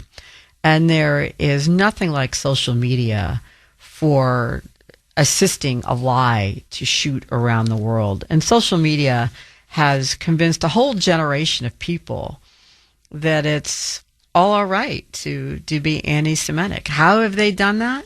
Well, because if you post it on social media, it must be true, right? Isn't that how it goes? And I want to give you an example of this. A month ago, there was this very tragic image on social media posts of a child named Mohammed Zachariah Ayub Al-Matuk, and it shook the world. Headlines told a story of a boy being forcibly starved in a Gaza famine. Turns out that story was a lie. Mohammed had cerebral palsy and had been sick since birth. All of his siblings were healthy. Barely a week later, legacy media and social media did the same thing all over again, this time with a young girl named Miriam. And we're told that Miriam was evidence of Gaza's catastrophic hunger crisis. And one newspaper in England, or in Great Britain, the Irish Independent, even used her image as a defense against the earlier story regarding Muhammad, suggesting that Muhammad was an isolated case about a fakery, that his sickness and the fact that people misread that as Gaza famine was an isolated incident. And to prove the Gaza famine, here's Miriam, and she's proof of mass starvation. And the LA Times quoted doctors claiming tests showed no underlying medical condition, and her condition was solely the result of hunger and malnutrition. And this is the kind of coverage. The story went around the world like this.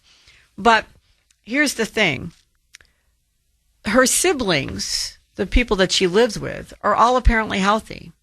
And in some of the photos where Miriam is depicted, they're actually sitting there with her. Editors cropped them out because they looked healthy. And the editors didn't want you to see that they looked healthy sitting next to this poor child who was all skin and bones. If this were widespread famine, her siblings and mother would also show signs of starvation. They didn't. In one photo, they couldn't quite crop out everything. And you can even see the legs of one of her healthy siblings, a normally appearing healthy sibling. Now, I think it's common sense that if the family is healthy, then if the child has an issue, it's an underlying illness. But the editors of these social media blogs and newspaper stories chose to cut that part of the story away. A whistleblower inside an NGO inside Gaza did not like this global deception. There's enough issues in Gaza without making stuff up, basically, I think was their point. And there is hardship and there is starvation inside of Gaza, but these children were not examples of it. And that whistleblower shared evidence of Miriam's medical file from the children's hospital that was in Gaza. And the report showed that she became sick a year and a half ago before famine was an issue, and she suffered from intestinal malabsorption. Her body can't properly absorb nutrients. She was given food, therapeutic milk, and medication, but she couldn't absorb them. The malnutrition is a consequence of that, not a cause. Her current treatment, she's got a treatment plan that she's on. They give her intravenous fluids, potassium chloride, vitamins, broad-spectrum antibiotics, therapeutic food, specially fortified milk. And this is what they're doing to treat it. This was not a result of starvation. So when Sky News recently told viewers that Miriam is suffering from severe malnutrition and suggested that starvation is a characteristic of some people not having enough food to eat, Sky News is spreading a fake news story. The people who blogged about her are spreading a fake news story. She has malabsorption. It's nothing to do with lack of food. Now, that doesn't mean that starvation does not exist in Gaza, but this is a lie. And it's a lie. These starving children, I mean, you look at them and you want to cry, and this is put at the feet of the Israelis and by association with the Jews. Now, there should be a concerted effort to get these kids to safety for treatment. But instead of helping her get the specialist care she truly needs, the Globia media turned her into some kind of famine mascot. That exploits her and endangers her, and as well as endangering Jews, because it's anti-Semitic to do that, and it makes people feel, oh my God, the Israelis have caused this. Jewish people are responsible for the Israel. Oh my God, the Jews are starving children. That's what happens with these kinds of lies. That's what happens when you erase names from buildings over at Harvard. And this is all to serve the DEI platform. And that is why President Trump moved to tear it down. Because when you don't tear it down, when you allow that to fester, horrible things happen. This lie about Miriam and Mohammed, they're not victimless crimes. They promote anti-Israeli, anti-Jewish sentiment, resulting in situations like what happened in Boulder last week in Ohio. There was, I don't know if you saw, in Ohio, pled guilty to an assault on state university students because they were Jewish.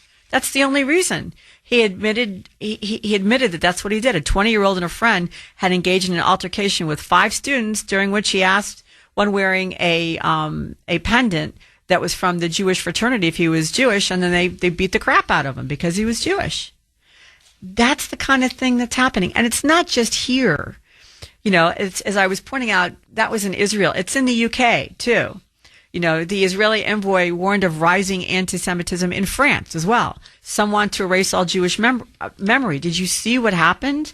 A group that called itself Gang of the Barbarians, led by this is back in 2006. It's a little bit of a story, but let me tell it to you. In 2006, a group that called itself Gang of the Barbarians kidnapped a 23-year-old Jewish guy, and they held him hostage and tortured him because they believed the anti-Semitic stereotype that his family must be wealthy, and they demanded a ransom that the family couldn't pay.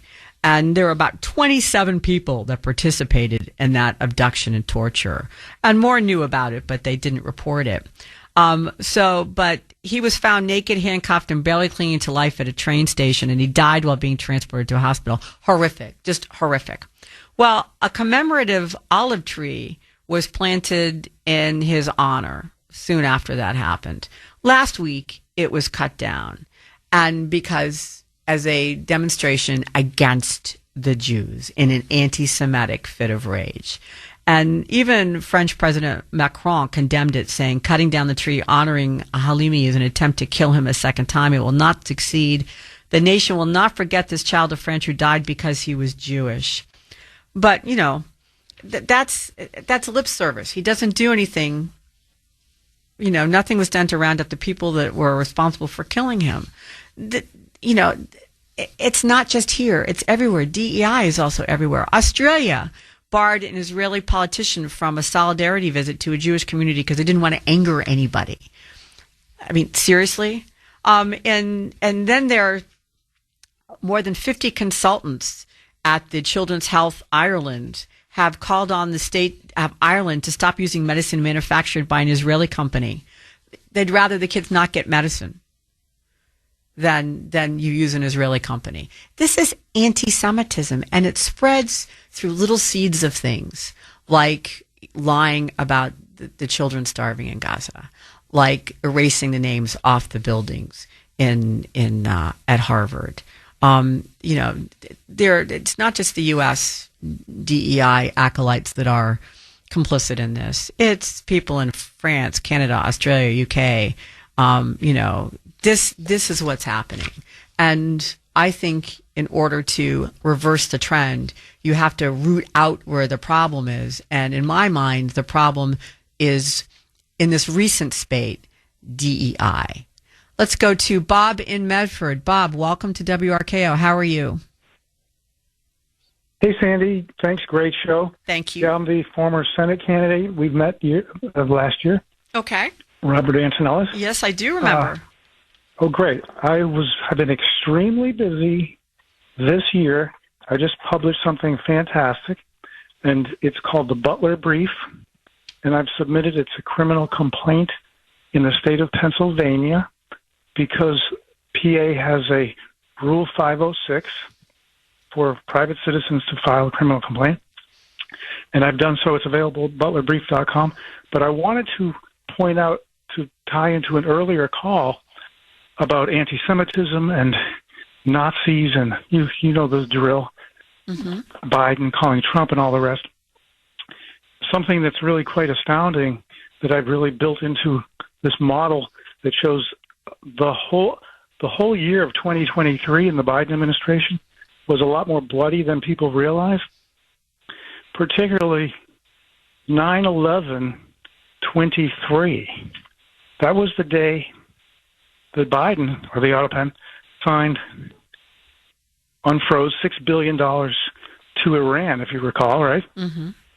And that $6 billion, people say, that funded Hamas to attack. That was only 26 days later.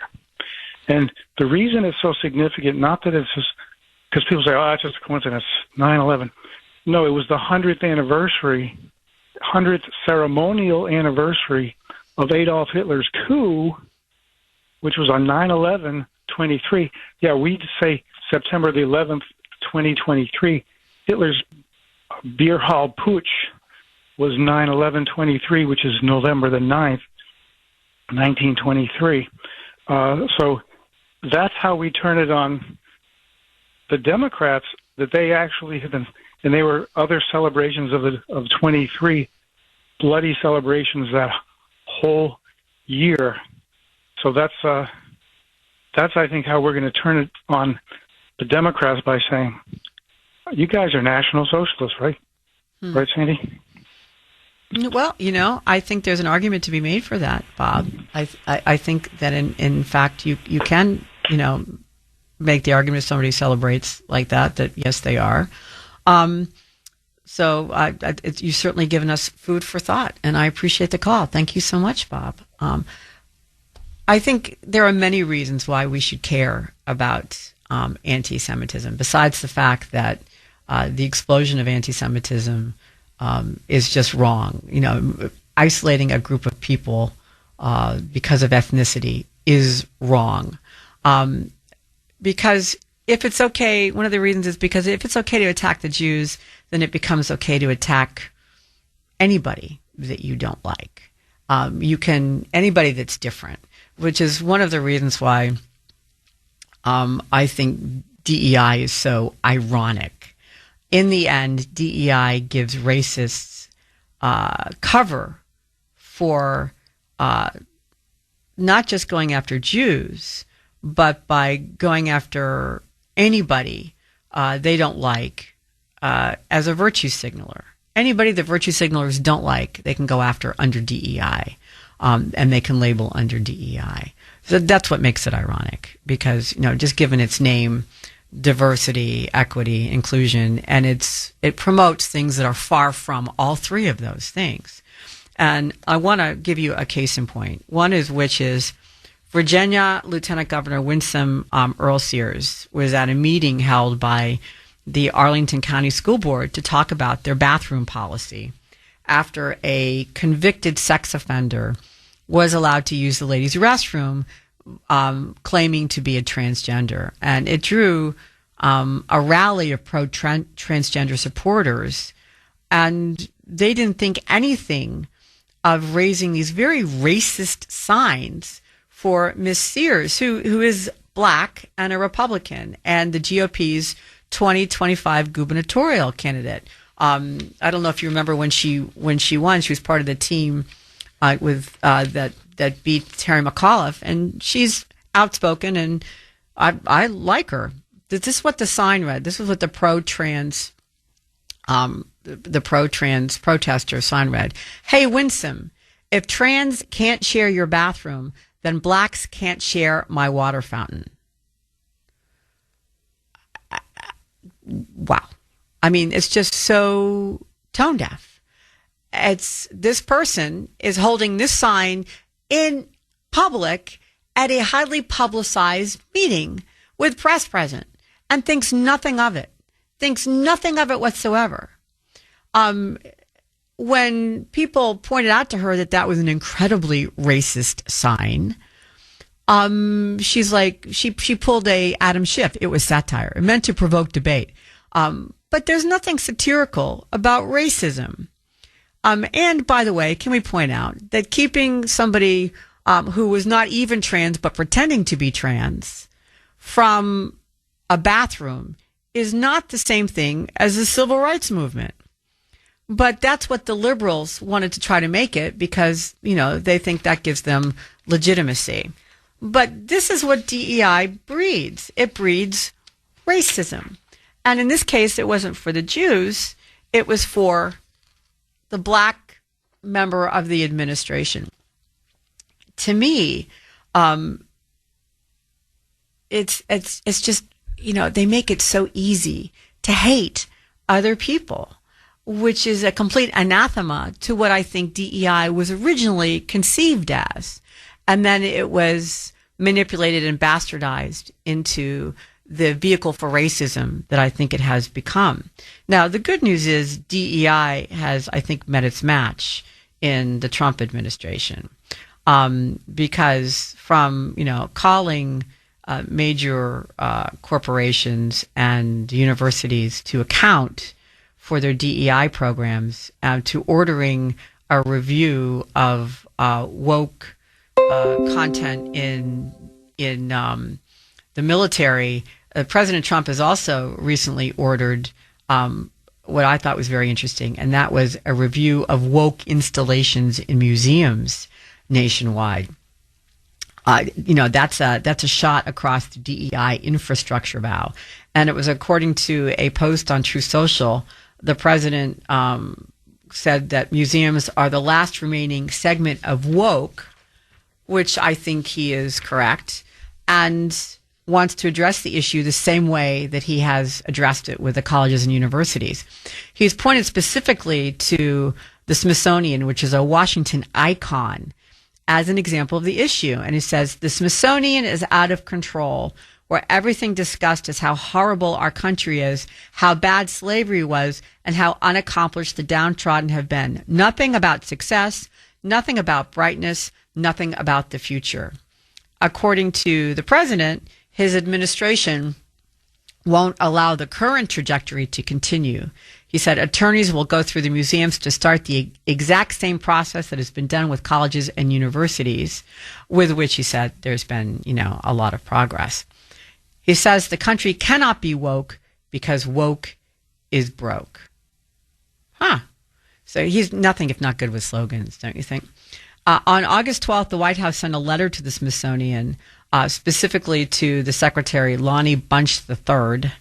That's a great name, don't you think? Lonnie Bunch III. He sounds like what he or she is, a Smithsonian acolyte, stating that the administration is conducting an internal review of portions of the Smithsonian museums and exhibitions to ensure that the content is in alignment with the president's March executive order restoring truth and sanity to the American people.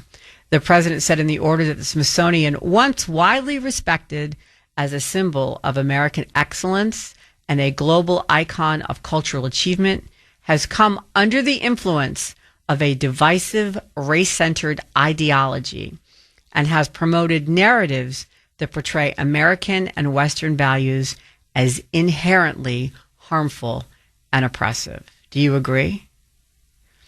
Do you agree with that assessment, that that's what's happened? The policy of this administration has been to restore some of the federal sites dedicated to history, including the parks and museums. And President Trump wants to make them more positive instead of the negative, oh, woe is me attitude, the victim. What was it that an earlier caller said? The victim mythology there, that everybody wants to be a victim, and to take the victimology away from some of these parks and museums, because the president said museums in our nation's capital should be places where people go to learn, not be subjected to ideological indoctrination or divisive narratives that distort history. Is that what you think has happened? Do you think that our parks and museums have become distortions of history? The White House's letter to the Smithsonian outlined what the administration expects of the review. They want an examination of websites, social media accounts, educational materials that the museums put out. And they say that they want to be constructive and collaborative. So they want the Smithsonian to work with them in doing this, and not... They don't want to go in and just change everything and say, here, lump it, or leave it. They want it to be a collaborative effort. They don't want to interfere with the day-to-day operations of what happens at the museum, but they're trying to promote a broader vision of excellence that highlights uplifting, inclusive portrayals of American heritage. I think that's a very good first step. The Democrats think that is... in and of itself, revisionist history. Who do you think is right in this case? Is President Trump trying to erase history, or is he trying to put positive aspects of history back? And I find it rich that the Democrats who have supported DEI, which, as we've just discussed, is big on erasure, is accusing President Trump's administration of erasing history by trying to uplift the more positive aspects of our history. It doesn't mean ignore the bad aspects. He's not asking you to take that away. He's saying, but you can also emphasize the positive as well as teach the negative. We've been talking about how to combat anti-Semitism, racism, and intolerance in our country, which I think bloomed under DEI policies. And our text number is 70470. And I got this text during the break, and I wanna share it with you and get your opinion of it. So let me read this to you. It's from 978 area code. Sandy, or whoever the bleep you are, I just want you to know just how bleeping disgusting you are. You're a lawyer and know better than to spread all the lies you do. You also don't sound authentic. You sound like you don't believe what you're saying. A woman supposedly supporting a fascist rapist, ? We all know you're doing this for a paycheck. You are helping destroy the nation. You will go to hell for what you're doing. You all deserve death. Okay. Wow. Let me just point out, 978, you just made my point. To be honest with you, you are a bastion of intolerance. You don't like what I have to say, so I deserve death? Let me guess which party you belong to. You are the walking definition of what is wrong with progressive left policies and DEI. Is there anybody else who would like to respond to this texter? Feel free. 617-266-6868 is the number here. 617-266-6868. Let's go to Dan in New Hampshire. Dan, welcome to WRKO. How are you today? Yeah, good, Sandy. You, like always, you're doing a good job filling in for Jeff, and I agree with this DEI stuff that you're talking about, but it's doing a lot of things. So like the shooters and stuff, and all that corruption. But people got to look at where it's coming from. It's coming from these dirty organizations: Act Blue, ACLU, Arbella, okay, the Tides Foundation, Open Society. They're infecting the academia. They're propping up and backing. They're bankrolling BLM, the protesters, Antifa, George Soros, Klaus Schwab. These are the people who are doing it, and it's a massive amount of people. It goes beyond that. It goes Melinda Gates, Reid Hoffman, Warren Buffett, Ted Turner, Mike Bloomberg, Sergey Brin, Mark Cuban, Doug Leone, Jeff Yass. It's unbelievable, okay? Bill Gates, Zuckerberg, Pritzker family. So Jeff Bezos, Lauren Powell Jobs. People got to do their homework here, okay? Because sometimes we're involved in this stuff by spending our money in the wrong places, okay? So and you got to look at the overlaps here, because it's also coming. It's a uniparty charade, okay? I can point out to the fact that you take a look at Cindy McCain, who backed Joe Biden, okay, who was put in as the U.S. ambassador to the UN agencies for the food and agriculture under Biden. So there's an overlap here tied to the McCain Institute. You got Dr. Evelyn Fracas lying about what's going on in the Ukraine, okay? You got the dirty media industrial complex owned by 6 companies, okay? They're running cover for what's going on in Ukraine, okay? They're spewing lies and narratives, okay, when it's NATO and the UN that a dirty, corrupt, globalist system tied in, okay, with all this corruption. These same names that I just named off are tied into this stuff. Dan, I'm going to hold you there because I don't disagree with what you're saying, but I don't want to go too far afield into the UN. So I appreciate the call very much. I think you're right. There is a global conspiracy going on, and I think that's one of the reasons why President Biden got into the White House, and I think that's one of the reasons why the progressive left gained such power during his administration. I think he is responsible for DEI. I think he is responsible, or for the people that were pulling the strings while he was in the White House, are responsible for DEI and the growth of anti-Semitism and the growth of racism and the growth of intolerance. I think this is all part and parcel of the same thing. Let's go to Chris in Gloucester. Chris, welcome to WRKO. How are you? Great. Hey, I agree with the texter. Okay. And what is wrong with being intolerant of somebody who uses finger to rape a woman in a department store, organized a violent rally to overturn the election, pardoned people who violently attacked police officers?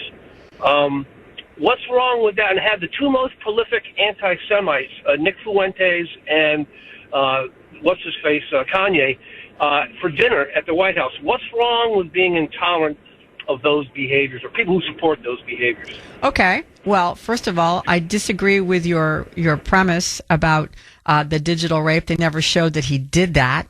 He wasn't convicted of rape. He was convicted of basically libel, slander. That's what that case was about, one. Two, when he found out the anti-Semitic views of those people you mentioned, he distanced himself from them. He didn't know before. He knew afterwards.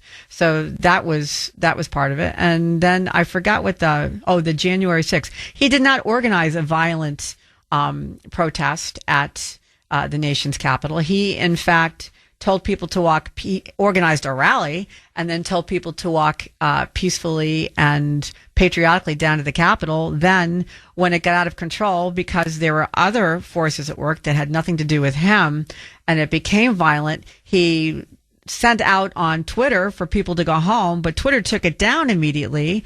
The National Guard he wanted to be there were turned down by Mayor Bowser and the Speaker of the House, Nancy Pelosi. And then he went on TV and said, please go home. Everybody go home. This is not what we need. The people who brought in weapons into the Capitol, for the most part, were Antifa. In fact, we have a video of a guy who said that's what he was going to do beforehand, and that's what he did, and he taped himself doing it.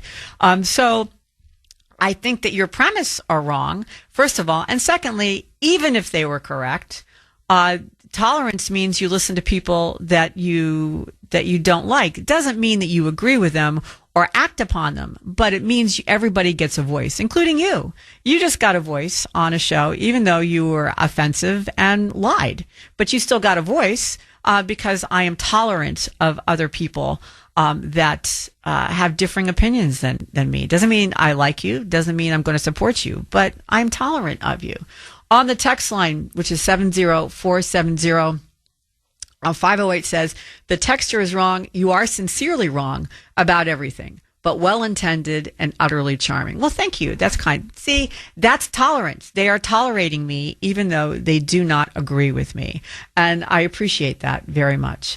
Let's go to Lottie in Boston. Lottie, welcome to WRKO. How are you? Oh, Cindy, thank you for having me on the show. Thank you. Lottie, I have so much to talk about, but I'm going to talk about God in the schools and God in the United States. What I'm seeing since I say after the coronavirus, I'm seeing.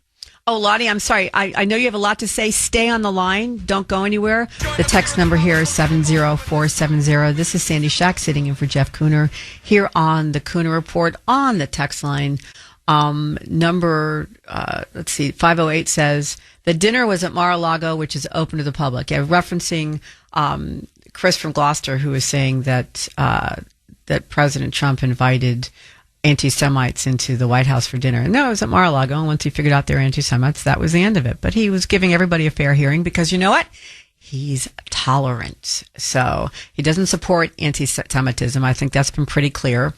Given the fact also that his daughter and grandchildren are Jewish, I think it would be a stretch to call him an anti-Semite.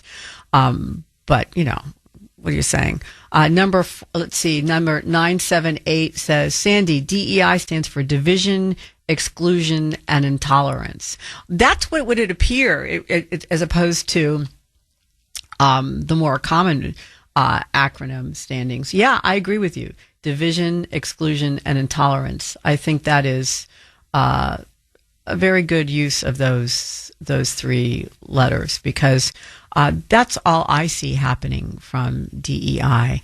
And I have yet to see somebody who says that this worked out really well for them under DEI, that it bred tolerance, that it bred more understanding, that it gave people an opportunity that was not at the expense of somebody else. I just don't see that happening. And I was very grateful that the Trump administration has made an effort to drop DEI. Let's go to Charlotte in Boston. Charlotte, welcome to WRKO. How are you? I'm doing well. Excuse the speaker, Sandy, but I have hearing issues. This quote I came across not too long ago, and for some folks out there, they will be nodding their heads, and for others, they'll be clutching their pearls and getting the vapors. And this is a quote from Honoré de Balzac, which is, equality may be a right, but no power on earth can ever turn it into a fact. I think that is, to me, incredible. That's a quote that you could have hours of discussion on.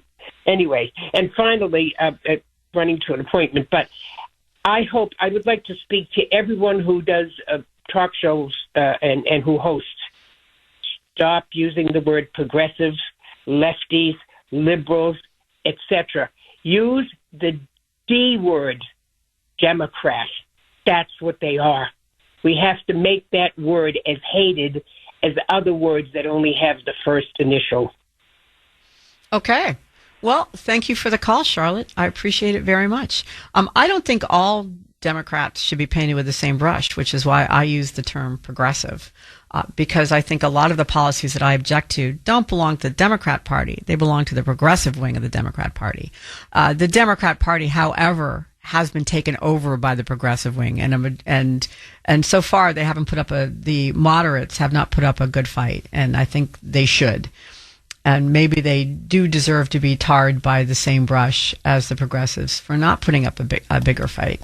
But I want to talk more about DEI and the fact that the Trump administration is not the only weapon that we have against DEI. The marketplace also does its part in dismantling DEI and bringing woke policies to an end. And we saw the beginning of that a couple years ago with the saga of Bud Light, which was pretty funny as long as you don't work for, Anheuser-Busch and need your job and Bud Light caused you to be fired. It was America's best-selling beer, and its marketing was aimed at guys who, no matter what their politics were, just wanted a cold beer and a good time. But like a lot of companies, they changed and became woke with the advent of the Biden administration and the enforcement of DEI policies. And the company became woke and started emphasizing diversity, equity, and inclusion and social goals over profits and sales. And the culmination of that movement within the company culminated in spring of 2023 when it launched a social media campaign starring a transgender activist Dylan Mulvaney. And it just backfired in a spectacular fashion, and customers boycotted Bud Light, and it cost Bud Light its spot as the country's most popular beer. And it's pretty clear at this point in time that it probably will never get back to that position again. It held it for, so long, and it had done such a good job in marketing. And then what happened is they hired a marketer, not to upset our last caller, but they hired a progressive left marketer because they wanted to achieve their DEI goals as opposed to make money for their shareholders. Her name was Alyssa Heinerscheid, and she had been promoted to vice president of marketing, and she'd never made a secret of her progressive politics. And she said that this was her cause, and this is what she wanted to do. And when she came into power there in the marketing department, she had Anheuser-Busch give up its can't even say the word, exclusive rights to advertise alcohol during the Super Bowl, which was a really big deal because they had the rights for 33 years. And as soon as they gave them up, competitors bounced, and Heinerscheid said, well, we need to do this because we're trying to rebalance the company. We're trying to be more socially aware. They started donating more money to LGBTQ groups. And she went on a podcast. She had a podcast appearance, which has become very famous, where she said that Bud Light had been kind of a brand of fratty out of touch humor, and it was really important that they have a more inclusive approach. And what they did was then hire Dylan Mulvaney, and that was the culmination of what she wanted to do. And it was a bridge too far for most American beer drinkers. I mean, at the time, the transgender topic was a hot topic, as it is now, actually, and it was a divisive one. I think because most Americans didn't care how people dressed or identified. What they cared about was sex change surgeries for children. That's a different story. And 16 states had just passed laws regulating the practice back in 2023. 25 states had banned biological males from competing against women in school sports. The country was very divided over the issue. And then just before they launched the Dylan Mulvaney ad campaign, you had that school shooting in Nashville, Texas, and the shooter was transgender. So this is the atmosphere in which the videos, the Dylan Mulvaney videos, hit the marketplace, and it could not have been worse timing in the world. Nothing about that made sense. It was completely woke, completely out of touch with the customers, and completely out of touch with America. Bud Light's generic appeal was its stock and trade. Advertising had been aimed at dedicated sports fans. Yet here you have, in the Bud Light ad, you had Mulvaney dressed like Audrey Hepburn, saying about, March Madness coming up. I thought we were all having a hectic month, but it turns out it has something to do with sports. In other words, he doesn't understand what March Madness means. To say that using Mulvaney to pitch Bud Light was a debacle doesn't even begin to touch it. Bud Light lost its easygoing persona, sacrificed on the altar of progressive politics. And they still haven't recovered from that. That's the biggest example of the marketplace taking care of a company that went too woke, too far, too fast.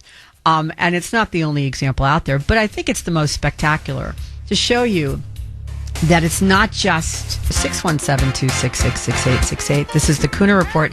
I'm Sandy Shack, filling in for Jeff Kuhner. And as we end the show and the week, I want to give you hope in the war against DEI, wokeness, intolerance.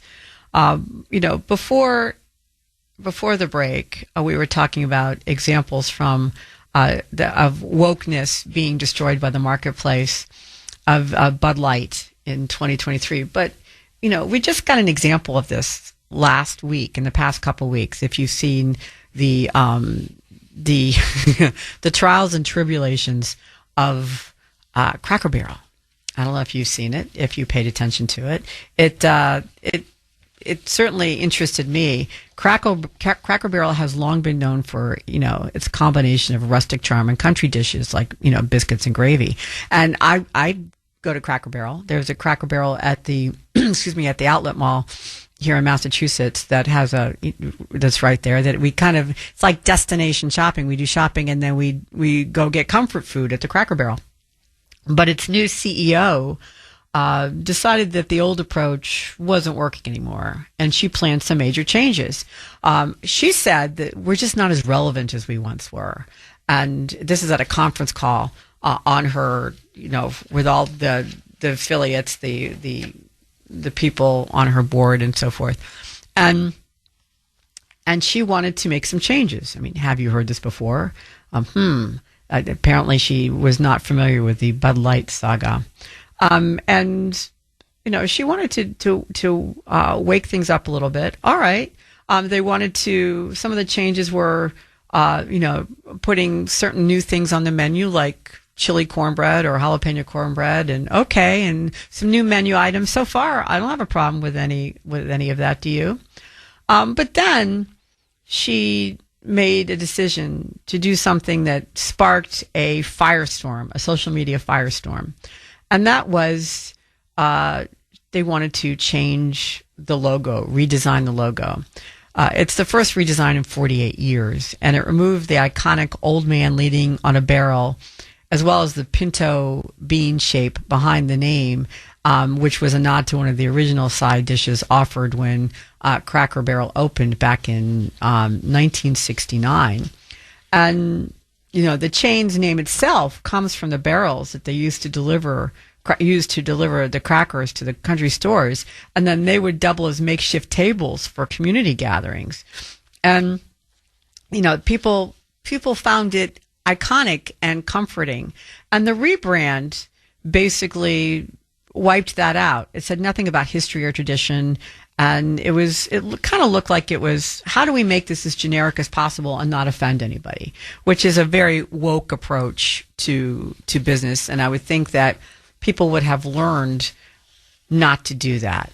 And almost immediately, Cracker Barrel lost $100 million in market value. Shares fell 7.2% almost immediately. And it was just like, wow.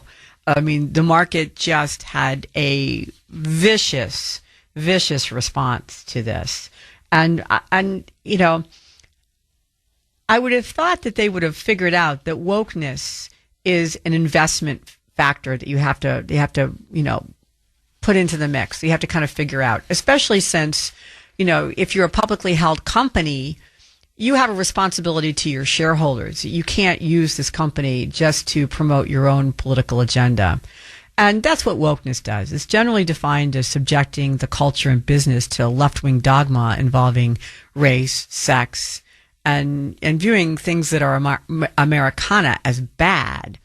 And when your brand is tied up with Americana, as Cracker Barrel's is, you're slitting your own throat. And that's what they discovered, is that's what was going to happen. They were slitting their own throat. So what happened? Well, President Trump weighed in on the whole Cracker Barrel thing, which I thought was good. I thought that was a very good thing. He posted on his social media account, Cracker Barrel should go back to the old logo, admit a mistake based on customer response, the ultimate poll, and manage the company better than ever before. They got $1 billion worth of free publicity. If they play their cards right, very tricky to do, but a great opportunity, have a major news conference today. Make Cracker Barrel a winner again. Remember, in just a short period of time, I made the United States of America the hottest country anywhere in the world. 1 year ago, it was dead. So he's giving the management of Cracker Barrel a roadmap back out of the woke well that they found themselves in when they tried to screw around with their background of being American kitsch, basically. And so what did Cracker Barrel do? I think, given the fact that President Trump just showed them the way, they caved to public pressure. And they're going to switch the logo back from the generic hexagon with the word Cracker Barrel in it to the old timer again. And I think that is appropriate. And I think that it was about time. It's funny because Cracker Barrel's co-founder Tommy Lowe, who's 93 years old, was not happy with what was going on and had a few words to say to everybody about their attempt to rebrand. Cut 7A, please, Mike. The logo rolled out the other day. Oh, that's crazy. That's nothing. It's a bland nothing. It's pitiful. Do you think she knows the story of Cracker Barrel? I don't think so. I heard she was a Taco Bell. But what's Taco Bell know about a Cracker Barrel? And country food. And the food is something that they need to work on. Spending $700 million to do that is all I've been doing. They're just throwing money out the street. Yeah, they're just throwing good money after bad, basically, is what he's saying. And that's the guy who founded the company, made a successful nationwide chain, and became part of the, American zeitgeist, the American lexicon, Cracker Barrel. And then you have this woke, CEO coming in going from Taco Bell, apparently, saying, I can fix this. I can make it even better. And we learned a tough lesson. And that is the rules that worked under the Biden administration, which was promoting intolerance and which was promoting policy over merit and screw profit don't work anymore. It's a hard lesson to learn, but at least they learned it.